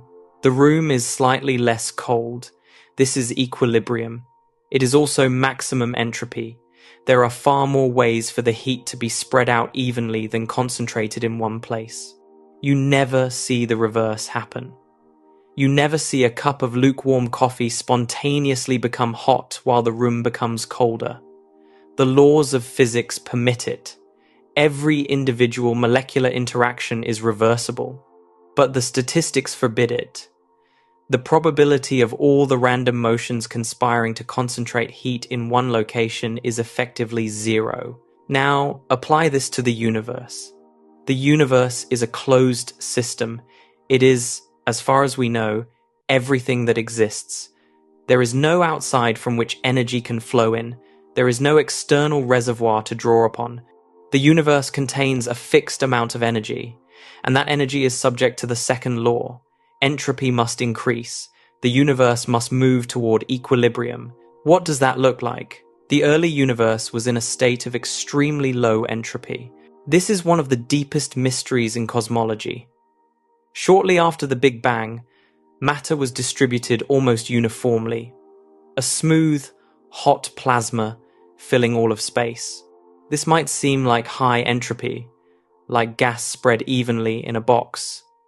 But gravity changes the calculation. When gravity is involved, a smooth distribution is actually low entropy. High entropy means clumping. Matter wants to fall together, and it did. The tiny fluctuations in the early plasma grew over millions of years. Matter collapsed into clouds, then into stars, then into galaxies. This clumping increased entropy. It released energy in usable forms. Stars ignited, converting hydrogen into helium, flooding the universe with light and heat. This is the era we live in. The era of stars. The era when concentrated energy sources dot the cosmos, when gradients exist between hot stellar cores and cold interstellar space, when those gradients can be exploited to do work, to drive chemistry, to power life. But this cannot last forever. Stars burn out. They exhaust their nuclear fuel. A star like our sun will shine for about 10 billion years, then swell into a red giant, shed its outer layers, and collapse into a white dwarf, a dense cinder the size of Earth, slowly cooling over trillions of years. More massive stars end more dramatically, exploding as supernovae, leaving behind neutron stars or black holes. But the end is the same. The fuel is not replenished. Once a star dies, it is gone. The universe is currently about 13.8 billion years old. Star formation is still ongoing. New stars are being born in stellar nurseries throughout the galaxy, but the rate of star formation is declining. The raw material, the hydrogen gas that collapses to form new stars, is being used up. The universe has already produced most of the stars it will ever produce. Over trillions of years, all the stars in the universe will die. The last red dwarfs, small and miserly with their fuel, will burn for perhaps 100 trillion years. But eventually, they too will exhaust their hydrogen and fade. The galaxies will go dark. No new light will be generated. The cosmos will be filled with the corpses of stars, white dwarfs cooling toward absolute zero, neutron stars spinning down into stillness, black holes drifting through the void. For a long time, black holes will be the only interesting objects in the universe. They will continue to grow by absorbing stray matter and radiation. They will merge with each other when they happen to meet. The supermassive black holes at the centers of galaxies will become the dominant structures in a dark cosmos. But even black holes are not eternal. In the 1970s, Stephen Hawking made a remarkable discovery. Black holes radiate. Through a quantum mechanical process involving virtual particle pairs at the event horizon, black holes slowly emit energy. This is called Hawking radiation. The radiation is incredibly faint for a stellar mass black hole. The temperature is a tiny fraction of a degree above absolute zero, but it is real, and it means black holes are evaporating. The timescales are incomprehensible. A black hole with the mass of our sun would take approximately 10 to the power of 67 years to evaporate. That is a 1 followed by 67 zeros. A supermassive black hole, like the one at the center of our galaxy, might take 10 to the power of 100 years.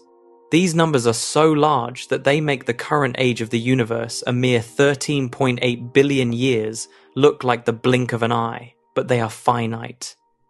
Eventually, even the black holes will be gone. The last one will evaporate in a final burst of radiation, and then there will be nothing left but a sparse sea of particles and photons spread so thin across the expanding universe that they almost never interact. This is heat death. This is maximum entropy. This is equilibrium. The temperature of the universe will approach absolute zero. Not reach it, quantum mechanics forbids that, but approach it asymptotically, getting colder and colder forever. The density will approach zero as space continues to expand. The particles that remain will be separated by distances so vast that the concept of distance loses meaning. Nothing will happen. Not because there is a law against things happening, but because there is no energy available to make things happen. Energy still exists, but it is spread out uniformly. There are no gradients. Heat cannot flow because everything is the same temperature. Work cannot be done because work requires a difference in energy levels. The universe will be static, frozen, dead. The arrow of time depends on entropy increasing. We experience time as having a direction. The past is different from the future because entropy was lower in the past and is higher in the future. We remember yesterday but not tomorrow because memory formation increases entropy. Causes precede effects because low entropy states evolve into high entropy states. But at maximum entropy, there is no direction. The distinction between past and future dissolves. If nothing is changing, if no processes are occurring, then time itself becomes meaningless. Not non-existent, perhaps, but empty. A void in which nothing distinguishes one moment from another. Consciousness requires complexity. It requires organized structures that process information, that maintain themselves against the tendency toward disorder, that exploit energy gradients to think and feel and experience. A brain is a machine for creating local order at the expense of increasing entropy elsewhere. It takes in food, extracts usable energy, and exports waste heat. It is a temporary eddy in the river of entropy, a pattern that persists only because it can tap into external energy sources. In a universe at maximum entropy, complexity cannot exist. There are no energy gradients to exploit, no sources to tap, no way to maintain the intricate organization that consciousness requires. Minds are impossible. Experience is impossible. There is no one to witness the void because the void cannot support witnesses. If you are hoping for eternal life, heat death is the final wall. Some physicists have proposed strategies for civilizations to survive as long as possible. You could migrate to colder regions of space, where the temperature difference between your machinery and the environment is greater, allowing more efficient use of energy. You could slow your thoughts, spreading each computation over longer and longer timescales, making a finite energy supply last for eons. You could encode your consciousness into the most efficient possible substrate, extracting every last bit of useful work from every last photon. Freeman Dyson, the physicist, wrote a famous paper exploring whether consciousness could persist eternally in a cooling universe. His conclusion was cautiously optimistic. By slowing down enough, thinking less frequently, and becoming ever more efficient, a civilization might stretch its existence indefinitely. But later analysis was less hopeful. The accelerating expansion of the universe, driven by dark energy, changes the calculation. In an accelerating universe, the cosmic horizon shrinks, The amount of matter and energy accessible to any civilization decreases over time. There is a hard limit on how much can be done. And even without accelerating expansion, the strategies are delaying tactics, not solutions. Eventually, even the most efficient civilization runs out of usable energy. You cannot create energy from nothing. You cannot reverse entropy on a cosmic scale. The second law always wins. The heat death is not billions of years away, in the sense that we normally think. The last stars will burn out in about 100 trillion years. The last black holes will evaporate in something like 10 to the power of 100 years. These numbers sound abstract, but they have a meaning. They mean that the era of light and complexity, the era we inhabit, is a brief flicker at the beginning of cosmic history. The universe will spend almost all of its existence in a state of cold, dark emptiness. If you were to pick a random moment from the entire timeline of the universe, from the Big Bang to the far future, you would almost certainly pick a moment in the dark era. The age of stars is a tiny sliver, a spark at the start of an endless night. We are experiencing the universe at its most interesting moment. The complexity we see around us, the galaxies and planets and oceans and forests and mines, is a temporary phenomenon. The normal state of the universe is dead equilibrium. We are the anomaly. We are the brief dream that the cosmos is having before it settles into eternal, dreamless sleep. Some find this thought peaceful. The universe will not end in fire or violence. It will not be torn apart by cosmic expansion or consumed by vacuum decay. It will simply fade, like a song slowly becoming inaudible, like a photograph left in sunlight until the image disappears. There is something gentle about heat death. It does not hurt. It does not destroy. It just waits.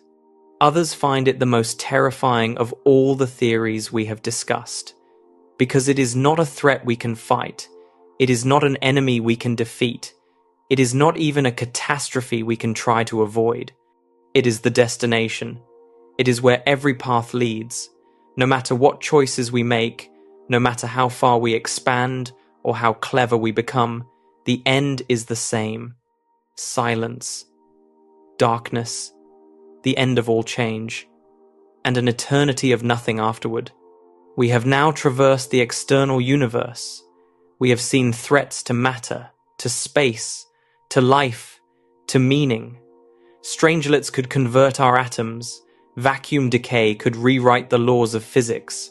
Alien hunters might be tracking our signals. Berserker probes could be waiting in the dark. The Great Filter might lie ahead. Grabby aliens might be closing in. Heat death will eventually claim everything. But through all of this, we have assumed one thing. We have assumed that we are agents, that we make choices, that when we decide to act, we could have decided otherwise. We have assumed that the terror we feel in response to these theories is our terror generated by minds that are genuinely responding to information, genuinely weighing possibilities, genuinely choosing how to feel. What if that assumption is wrong? This brings us to superdeterminism, one of the most controversial and disturbing ideas in the foundations of physics. It suggests that every thought in your head, every decision you make, every movement of every particle in your body was determined at the moment of the Big Bang. You are not choosing to watch this. You are always going to watch this, and you could not have done otherwise. To understand superdeterminism, we need to revisit one of the most important experiments in the history of physics, Bell's theorem. The story begins with a debate that started in the 1930s and continued for decades. Quantum mechanics, the theory that describes the behavior of particles at the smallest scales, makes predictions that seem deeply strange. Particles do not have definite positions until they are measured. They exist in superpositions of multiple states simultaneously. They can be entangled with each other, so that measuring one particle instantly affects the other, no matter how far apart they are. Albert Einstein found this troubling. He believed that particles must have definite properties at all times, whether we measure them or not. He believed that the apparent randomness of quantum mechanics was a sign that the theory was incomplete, that there were hidden variables, unknown factors that determined outcomes, but that we simply could not see. If we knew the hidden variables, we could predict exactly what any particle would do. The randomness was just ignorance. For decades, this was considered a philosophical question, not a scientific one. How could you ever test whether hidden variables exist if they are hidden? By definition, you cannot observe them. Then, in 1964, physicist John Bell found a way. Bell devised a mathematical inequality now called Bell's inequality that describes the maximum correlation you can get between measurements on entangled particles if hidden variables exist. The logic is subtle, but the conclusion is sharp. If particles carry predetermined instructions that determine their behavior, if there is some underlying reality that fixes the outcomes before measurement, then the correlations between distant measurements must obey a certain limit. Quantum mechanics predicts that the correlations can exceed this limit. The theory says that entangled particles are not carrying hidden instructions. They are genuinely undetermined until measurement, and measuring one particle genuinely affects the other instantaneously, regardless of distance. This gave experimenters something to test. Create pairs of entangled particles, send them to distant detectors, measure their properties, calculate the correlations. If the correlations obey Bell's inequality, hidden variables win. If the correlations exceed Bell's inequality, quantum mechanics wins. The experiments have been conducted thousands of times, with increasing precision, closing loopholes, eliminating sources of error. The results are unambiguous. Bell's inequality is violated. The correlations exceed what hidden variables would allow. Quantum mechanics is correct. This leaves physicists with a disturbing choice.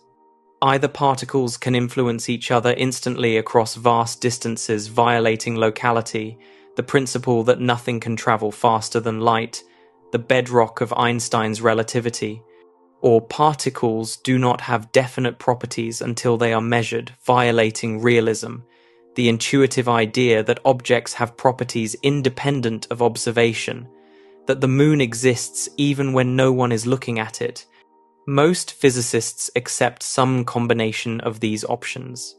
They accept that quantum mechanics is fundamentally strange, that the universe does not obey our intuitions about locality and realism, that we must update our understanding of reality to accommodate the experimental results. But there is a third possibility. One that is rarely discussed because its implications are so disturbing. What if the experiments are rigged? Not rigged by a person, not rigged by a conspiracy, rigged by the initial conditions of the universe itself. Superdeterminism suggests that the settings of the detectors and the properties of the particles are not independent. They are correlated. When an experimenter chooses to set a detector to measure spin along a particular axis, that choice was not free. It was determined by the state of the atoms in the experimenter's brain, which were determined by the prior states of those atoms, which were determined by the states before that, in an unbroken chain stretching back to the Big Bang. The particles being measured were also determined by the Big Bang. The detector settings and the particle properties share a common cause, the initial conditions of the universe. They are correlated not because one influences the other, but because both were fixed at the same moment, 13.8 billion years ago. This correlation is subtle. It does not mean the experimenter is being controlled by the particles, or that the particles know what the experimenter will choose. It simply means that the apparent randomness of the experimenter's choice is not truly random. The choice and the particle properties are both outputs of the same deterministic system. They are both consequences of the initial state. If this is true, Bell's theorem does not apply. Bell's inequality assumes statistical independence. It assumes that the detector settings can be chosen independently of the particle properties. This assumption is called the free choice assumption or the measurement independence assumption. It seems obviously true. Of course, an experimenter can choose freely. Of course, the setting of a detector in a laboratory in 2020 has nothing to do with the state of a particle created moments before. But superdeterminism denies this. There is no free choice. There is no independence. Everything is correlated because everything shares the same origin. The universe is a single deterministic system, and what looks like independent choice is just another cog in the machine. This solves the puzzle of quantum mechanics perfectly. Locality is preserved, no signal needs to travel faster than light, because the correlations were built in from the beginning. Realism is preserved, particles can have definite properties at all times. Because the hidden variables exist, they are just correlated with our measurements in a way that makes them undetectable. There is no spooky action at a distance. There is no observer-dependent reality. There is no mystery. Everything is determined, and the apparent randomness of quantum mechanics is just our ignorance of the underlying correlations. The price, however, is total. If superdeterminism is true, free will does not exist. Not in a vague philosophical sense, where you might argue about definitions and compatibilism and degrees of freedom. In a hard physical sense, the atoms in your brain are following trajectories that were fixed 13.8 billion years ago. The electrochemical signals that constitute your thoughts are unfolding according to equations that were solved at the Big Bang. Your feeling of choice, the sensation that you could have done otherwise, that you are the author of your actions, is an illusion. It is a sensation generated by a deterministic process, a byproduct of computation that has no causal power. You did not choose to watch this. You were always going to watch it. The experience of choosing is real. You genuinely feel like you are making a decision, but the feeling does not correspond to anything in the underlying physics. You are watching a movie of your own life, convinced that you are directing it, but the film was completed before you were born. This has profound implications for science itself. The scientific method relies on the ability to choose experiments independently of what we are testing. If I want to test whether a drug works, I must be able to randomly assign patients to treatment and control groups. The randomization ensures that any differences in outcomes are due to the drug, not to pre-existing differences between the groups. Random assignment is the foundation of controlled experiments. It is what allows us to draw causal conclusions. But if superdeterminism is true, there is no randomization. The assignment of patients was determined at the Big Bang. The patients who ended up in the treatment group were always going to end up there. The patients who ended up in the control group were always going to end up there. Any correlation between group assignment and patient characteristics was built in from the beginning. This means we cannot trust our experiments. We think we are randomly sampling from nature, asking unbiased questions, getting honest answers. But if our choices are correlated with the systems we are studying, we are not getting honest answers. We are getting answers that were pre-coordinated with our questions. We are not discovering truths about nature. We are performing a play whose script was written before we were born. Consider what this means for Bell tests specifically. We think we have proven that hidden variables cannot explain quantum mechanics, but the proof assumes that our choice of measurements is independent of the hidden variables. If superdeterminism is true, this assumption is false. We chose to make certain measurements, and those choices were correlated with the particle properties, and the correlations were arranged to make it look like Bell's inequality is violated. The universe deceived us. It made us think we had discovered something profound about reality, when in fact we had only followed a predetermined script that was designed to produce that conclusion. This makes superdeterminism unfalsifiable in a disturbing way. Any experiment we design to test it is itself part of the deterministic chain. The results of the experiment were predetermined. Our interpretation of the results was predetermined. Our decision to accept or reject superdeterminism based on the results was predetermined. We cannot step outside the system to check. We are inside the clockwork, and every tool we might use to examine the clockwork is itself a gear. Some physicists, like Sabine Hossenfelder, have argued that we should take superdeterminism seriously. The evidence against it is circular, she points out. We assume statistical independence in order to derive Bell's theorem, and then we use Bell's theorem to rule out hidden variables, and then we conclude that statistical independence must be true because otherwise hidden variables would work. But this is assuming what we are trying to prove. If we drop the assumption of statistical independence, the conclusions do not follow. Hossenfelder and others have proposed superdeterministic models that reproduce the predictions of quantum mechanics without violating locality or realism. These models are mathematically consistent. They make the same predictions as standard quantum theory for all known experiments. They cannot be ruled out by any data we have collected. Others argue that superdeterminism is a counsel of despair. It makes science impossible. It removes meaning from inquiry. It turns the universe into a movie that we watch but cannot influence. If our experimental choices are correlated with the systems we study, then we can never be sure that our conclusions are valid. We might as well give up on understanding nature, because nature has been lying to us from the beginning. And perhaps that is the most terrifying aspect of superdeterminism. Not that we are determined, many philosophies have accepted some form of determinism.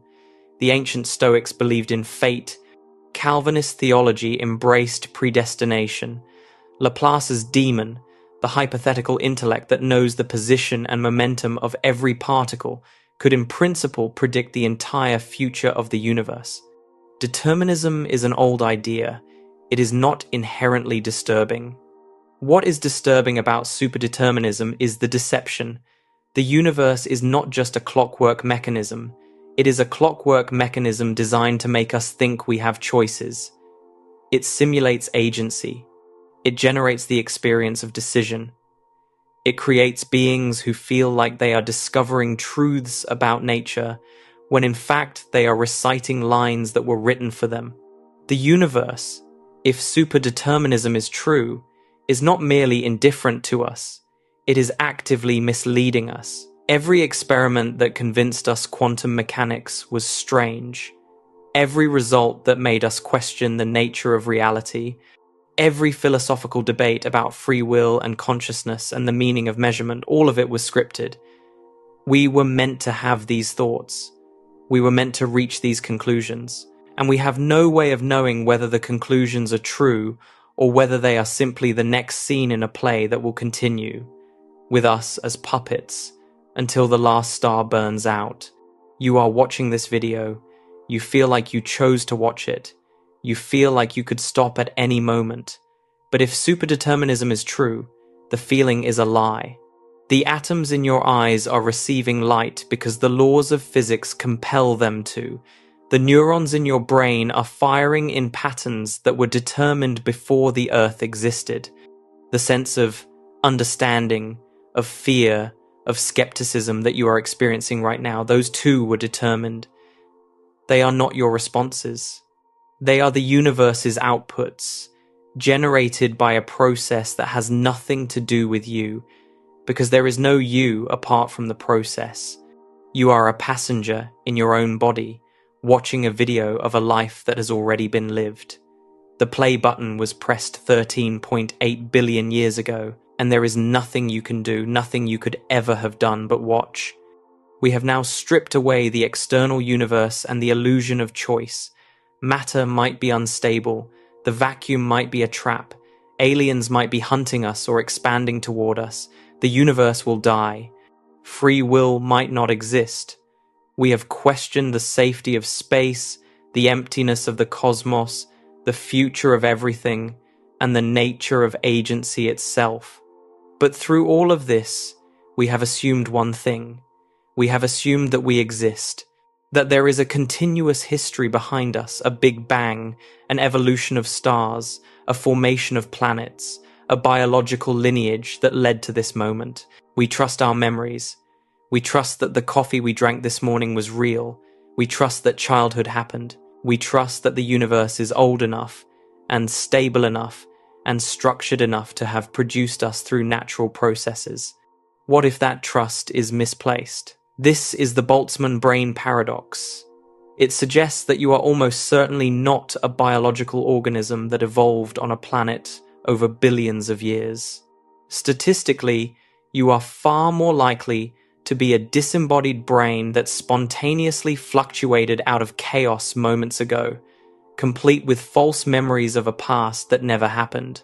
To understand this, we need to return to entropy and to the man who first understood its terrifying implications. Ludwig Boltzmann was an Austrian physicist working in the late 19th century.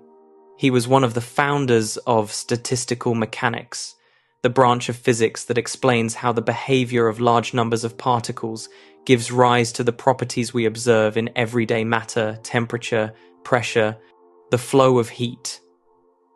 Boltzmann realized that entropy, the quantity that always increases according to the second law of thermodynamics, is fundamentally a measure of probability. Low entropy states are rare. They are ordered, structured, complex. A deck of cards arranged by suit and rank is low entropy. A crystal with atoms in a perfect lattice is low entropy. A living organism maintaining its structure against the tendency toward decay is low entropy. These states are rare because there are very few ways to arrange the components to produce them. High entropy states are common. They are disordered, uniform, simple. A shuffled deck is high entropy. A gas with molecules bouncing randomly is high entropy.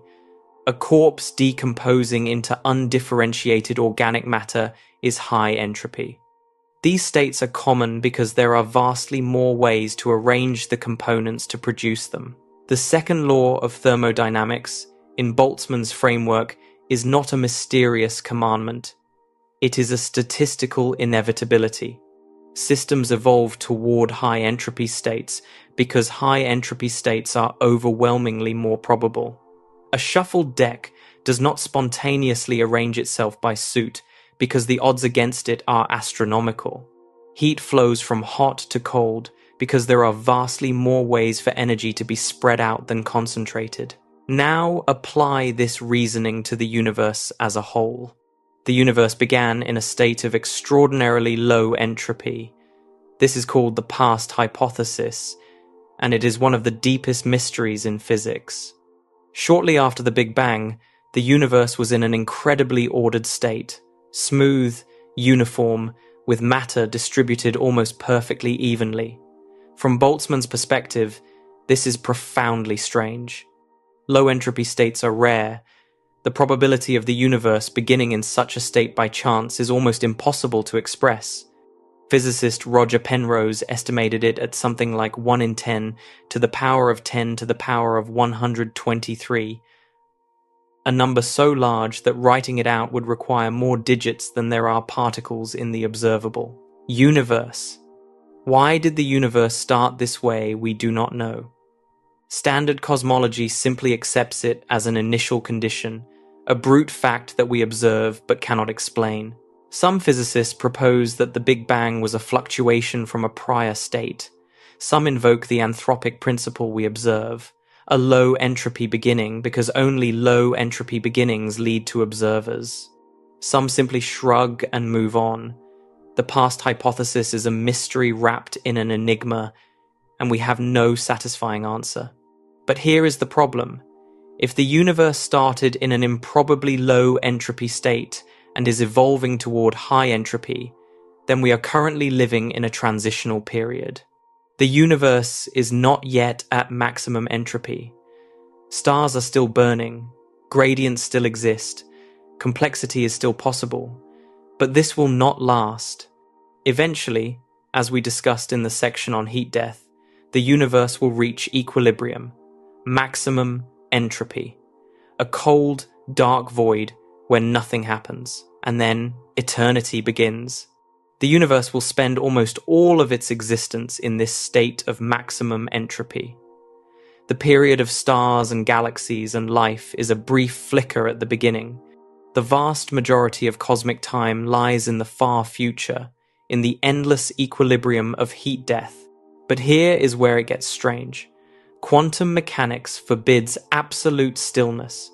Even in a perfect vacuum at absolute zero, there are quantum fluctuations. Virtual particles pop in and out of existence. Energy jitters and fluctuates. The void is not truly empty. It seethes with activity at the smallest scales. Over short timescales, these fluctuations are tiny and meaningless. But over vast timescales and in the heat-death era, we are talking about timescales of 10 to the power of 100 years, and beyond even incredibly unlikely fluctuations will eventually happen. Given enough time, random fluctuations will assemble structures. What kinds of structures? In principle, any structure, a molecule, a rock, a planet, a star, a galaxy, an entire universe with a low entropy initial condition. All of these can arise from random fluctuations given enough time. The question is, which ones are more likely? Here is the key insight, and it is devastating. Smaller structures are more likely than larger structures. A fluctuation that assembles a single atom is far more probable than a fluctuation that assembles a planet. A fluctuation that assembles a planet is far more probable than a fluctuation that assembles a galaxy. And a fluctuation that assembles a single brain complete with neurons, synapses, and electrochemical patterns encoding memories and experiences is far, far more probable than a fluctuation that assembles an entire universe. Think about what this means. In the eternal equilibrium of heat-death, random fluctuations will occasionally produce brains. Not brains attached to bodies, not brains that evolved on planets, not brains with genuine histories, just brains. Disembodied clumps of matter that happen by pure chance to be arranged in a configuration that produces consciousness. These are Boltzmann brains. A Boltzmann brain would not know it was a Boltzmann brain. The fluctuation that created it would include all the neural patterns necessary to encode memories. The brain would remember a childhood that never happened. It would remember eating breakfast that morning, even though no breakfast existed. It would remember watching a video about terrifying scientific theories, even though the video was never made and the screen it seemed to appear on was never manufactured. The memories would feel real because the brain has no way to distinguish between memories formed through genuine experience and memories formed through random assembly. The Boltzmann brain would experience a moment of consciousness. It would think, it would feel, it would wonder about the nature of reality. And then, moments later, the fluctuation would subside. The improbable arrangement of matter would dissolve back into chaos. The brain would cease to exist as quickly as it appeared. Now ask yourself, what are the odds that you are a biological organism with a genuine history versus a Boltzmann brain with fabricated memories? The math is not in your favor. If the universe lasts long enough, and in standard cosmology, it lasts forever, Boltzmann brains will vastly outnumber biological observers. The ratio is not close. For every brain that evolved naturally on a planet through billions of years of biological development, there will be trillions upon trillions upon trillions of brains that fluctuated out of the void. The number of Boltzmann brains is effectively infinite. The number of biological observers is finite. If you were to randomly select a conscious experience from all the conscious experiences that will ever occur in the history of the universe, you would almost certainly select a Boltzmann brain experience. The probability of selecting a biological experience, a real experience, with a genuine past is essentially zero. This means, statistically, that you are almost certainly a Boltzmann brain. The room you think you are sitting in does not exist. The body you think you inhabit does not exist. The planet you think you live on, the star you think warms your skin, the galaxy you think contains your solar system, none of it exists. Your memories of childhood are false. Your memories of yesterday are false. Your memory of deciding to watch this video is false. You are a pattern of matter that coalesced from chaos moments ago, and you will dissolve back into chaos moments from now. The entire history of the universe that you think you learned about is a fabrication, encoded in neurons that assembled by chance and have no connection to any external reality. You might object that this seems absurd. You feel real. Your experiences seem coherent.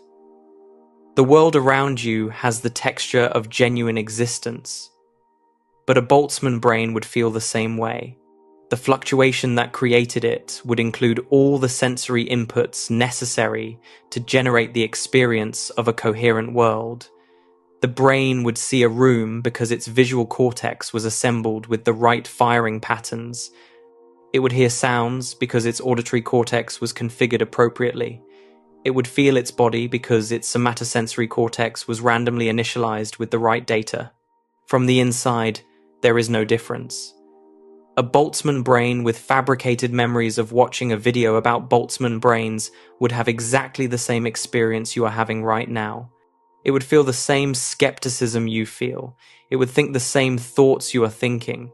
It would have the same sense that surely this must be wrong, surely it is real, surely its memories are genuine. But feelings are not evidence. The fact that you feel real does not make you real. A Boltzmann brain feels real too. Some physicists have tried to escape this paradox by arguing that our universe must end in a way that prevents Boltzmann brains from forming. If vacuum decay destroys the universe before heat death, there is no eternal equilibrium in which fluctuations can occur. If the accelerating expansion tears space apart in a big rip, the same logic applies. These scenarios would eliminate the conditions necessary for Boltzmann brains to dominate. But notice what we are doing here. We are choosing cosmological models based on their ability to make us real. We are rejecting eternal universes not because we have evidence against them, but because eternal universes would imply that we are probably hallucinations. This is not science. This is wishful thinking dressed in equations. The Boltzmann brain paradox strikes at the foundation of knowledge itself. If you might be a Boltzmann brain, you cannot trust your memories. You cannot trust that the Big Bang happened. You cannot trust that entropy behaves the way you think it does. You cannot trust that the laws of physics you learned are the actual laws of physics. You cannot trust that the reasoning you are using right now is valid, because the brain performing the reasoning might be a random fluctuation with no connection to reality. The entire edifice of science collapses into uncertainty. Every observation, every experiment, every theory, all of it depends on the assumption that our experiences reflect an external world, that our memories record genuine events, that the past actually happened. If you cannot trust those assumptions, you cannot trust anything. This is the ultimate form of skepticism. Descartes asked how we know the external world exists. Hume asked how we know that cause leads to effect. But the Boltzmann brain paradox asks something more radical. How do you know that you have existed for more than a moment? How do you know that there is a past at all? The present might be your only reality, and the present might end in seconds as the fluctuation that created you dissipates into the void. You are probably not watching this. You are probably floating in the darkness of an empty universe at the end of time, experiencing a brief hallucination of meaning before you dissolve. The room around you is a dream. The life you remember is a fiction. The probability is overwhelming. The statistics are clear. You are a Boltzmann brain, or at least you cannot prove you are not. We have reached the final theory. The ground has been pulled from under our feet. Matter might convert to strange matter at any moment. The vacuum might collapse and rewrite the laws of physics. Alien hunters might be tracking our signals. Berserker probes might be waiting for a trigger. The Great Filter might lie ahead. Grabby aliens might be closing in from all directions. The universe will eventually fade into heat death. Free will might be an illusion, every choice predetermined since the Big Bang. And you might be a Boltzmann brain, a random fluctuation with false memories, moments from dissolution. But through all of this, we have held on to one certainty, one escape hatch, one final comfort: death. Whatever else is true, we believe that death is an exit.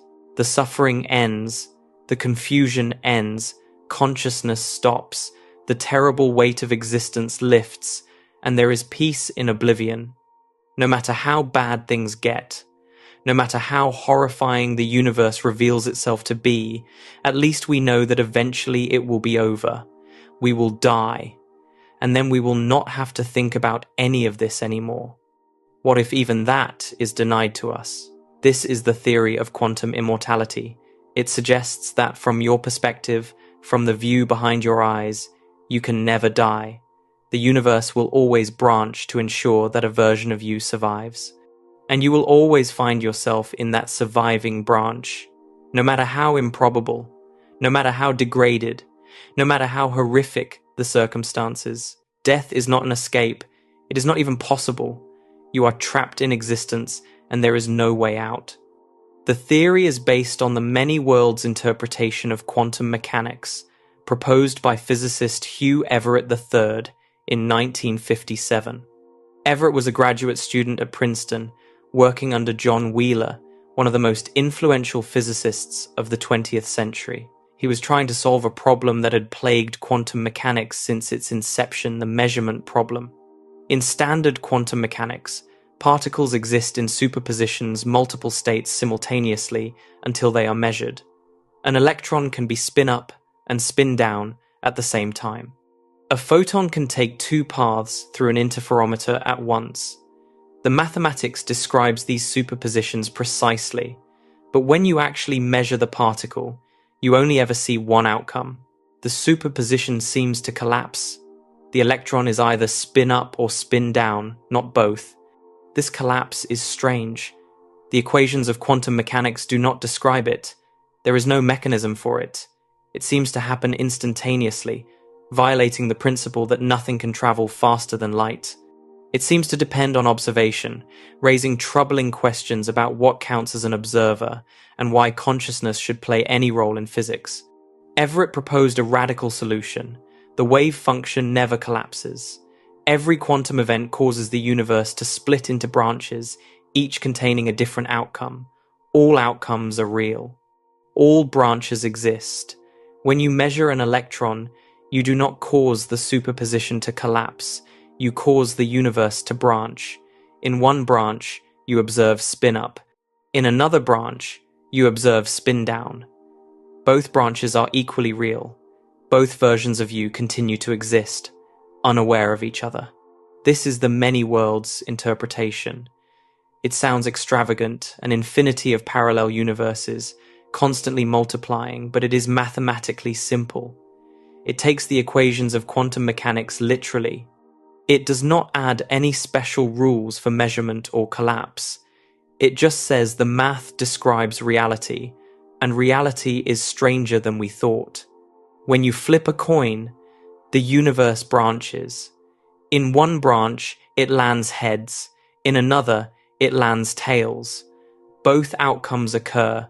Both versions of you see a result. Neither branch is more real than the other. Now apply this to survival. Your body is a quantum system. Every process in your cells involves quantum events. The firing of neurons depends on the random release of neurotransmitters. The replication of DNA involves quantum tunneling of protons. The movement of molecules through your bloodstream is subject to thermal fluctuations with quantum origins. You are not a classical machine. You are a quantum system, and your fate branches constantly. Imagine a scenario where your survival depends on a quantum event. A radioactive atom sits next to your heart. If it decays in the next second, the radiation damages a critical cell, triggering a fatal arrhythmia. If it does not decay, you live. The probability of decay is 50%. The outcome is genuinely random, determined by quantum mechanics. In the many worlds interpretation, the universe branches. In one branch, the atom decays. You die. In another branch, the atom does not decay. You survive. Here is the crucial point: you cannot experience being dead. Consciousness requires a functioning brain. In the branch where you die, there is no you to observe anything. The experience does not continue. The screen does not go black. There is no screen at all. Death is not an experience of darkness or silence or peace. It is not an experience at all. It is the absence of experience. But in the branch where you survive, you continue. You are still conscious. You observe the outcome. You notice that the atom did not decay. From the inside, from the perspective of the one who experiences, you find yourself in the branch where you lived. This is not luck. This is not divine intervention. This is the filtering effect of existence itself. You can only find yourself in branches where you exist. The branches where you die are branches where there is no you to find anything. Now extend this logic. The atom decays or does not decay every second. Every second, the universe branches. In the branches where you die, you are not there. In the branches where you survive, you continue. From your perspective, you always survive. Always. No matter how unlikely. Consider a thought experiment that physicists call quantum suicide. You sit in front of a device connected to a quantum random number generator. If the generator outputs 0, a gun fires and kills you instantly. If it outputs 1, the gun clicks harmlessly. The odds are 50-50. You press the button. From an external perspective, from the perspective of your friends watching through a window after 10 rounds, you are almost certainly dead. The probability of surviving 10 independent 50-50 trials is about 1 in 1,000. After 20 rounds, it is about 1 in 1,000,000. After 30 rounds, your survival would be a statistical miracle. But from your perspective, something different happens. Each time you press the button, the universe branches. In half the branches, the gun fires, and you die. In the other half, the gun clicks, and you survive. But you only continue to exist in the surviving branches. The dead versions of you are not around to notice that they died. So you experience click. You press again. Click. Again. Click. Again. Click. To you, it seems like the gun never fires. It seems like you are invincible, like the universe is protecting you, like some cosmic force ensures your survival. But nothing is protecting you. Half of you is dying with each button press. You are simply not those versions. You are always, by definition, a version that survived. You cannot experience being the version that did not. This is quantum immortality. And now extend the logic beyond the thought experiment to everyday life. Every moment of every day involves quantum events that could kill you or save you.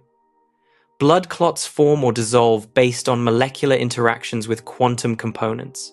Cancer cells arise or are destroyed by immune responses with quantum triggers. Neurons fire or do not fire in patterns that determine whether you notice the car running the red light. Diseases take hold or fail to spread based on viral particles that behave quantum mechanically. In most branches of the universal wave function, you die. Your family mourns. Your friends move on. The world continues without you. But from your perspective, none of that happens. You always find yourself in the branch where the blood clot dissolved, where the cancer cell was caught, where you noticed the car in time, where the virus failed to replicate. You always survive. This sounds almost reassuring at first. Subjective immortality. You will never experience death. No matter what happens, you will always wake up tomorrow, always find yourself still conscious, always continue. But think about what survival means. Survival does not mean health. It does not mean youth.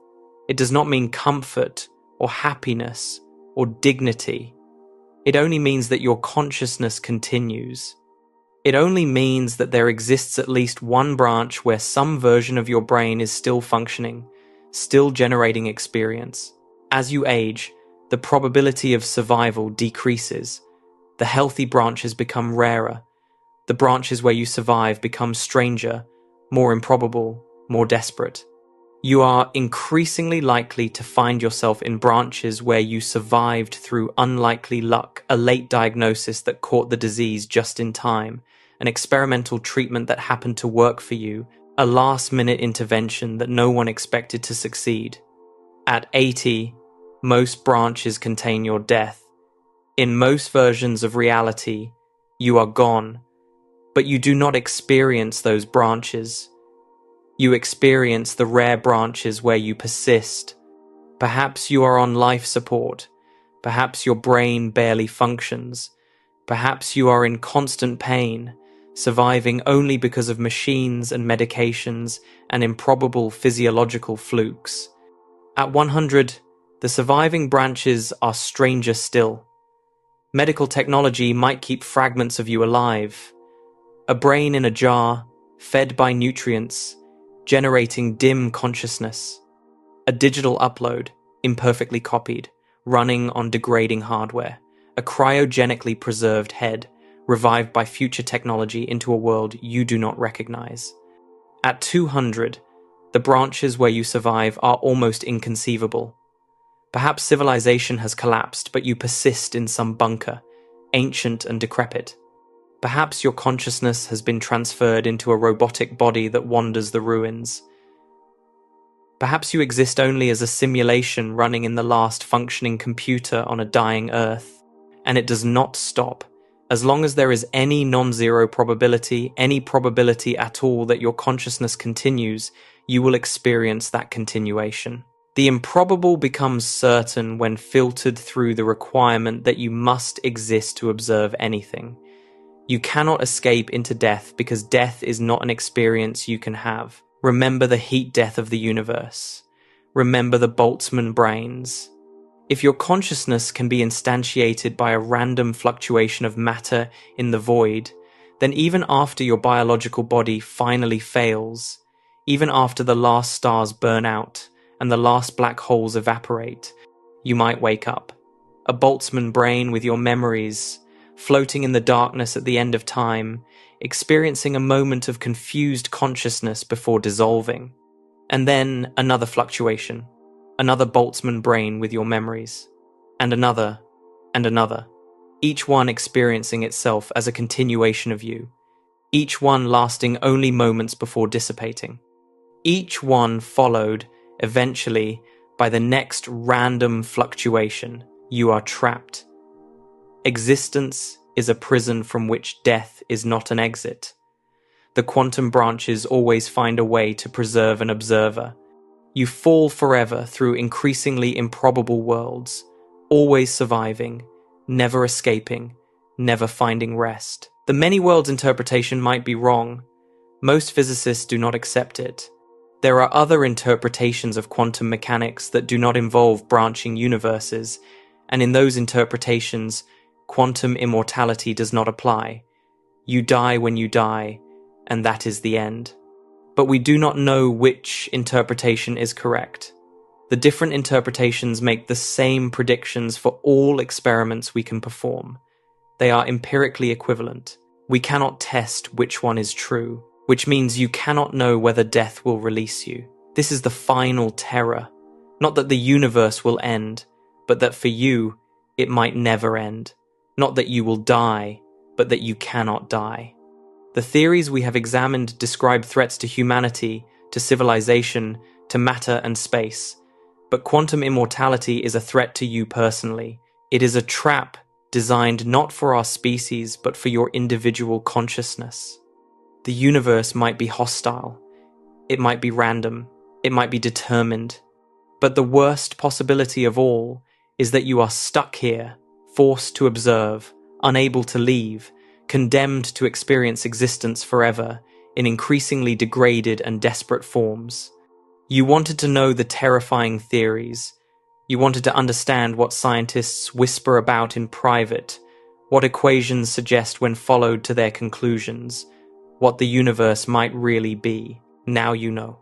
The question is, can you ever unknow them? Can you return to the comfort of ignorance, to the simple belief that the ground is solid, and the sky is safe, and death is an escape? Probably not.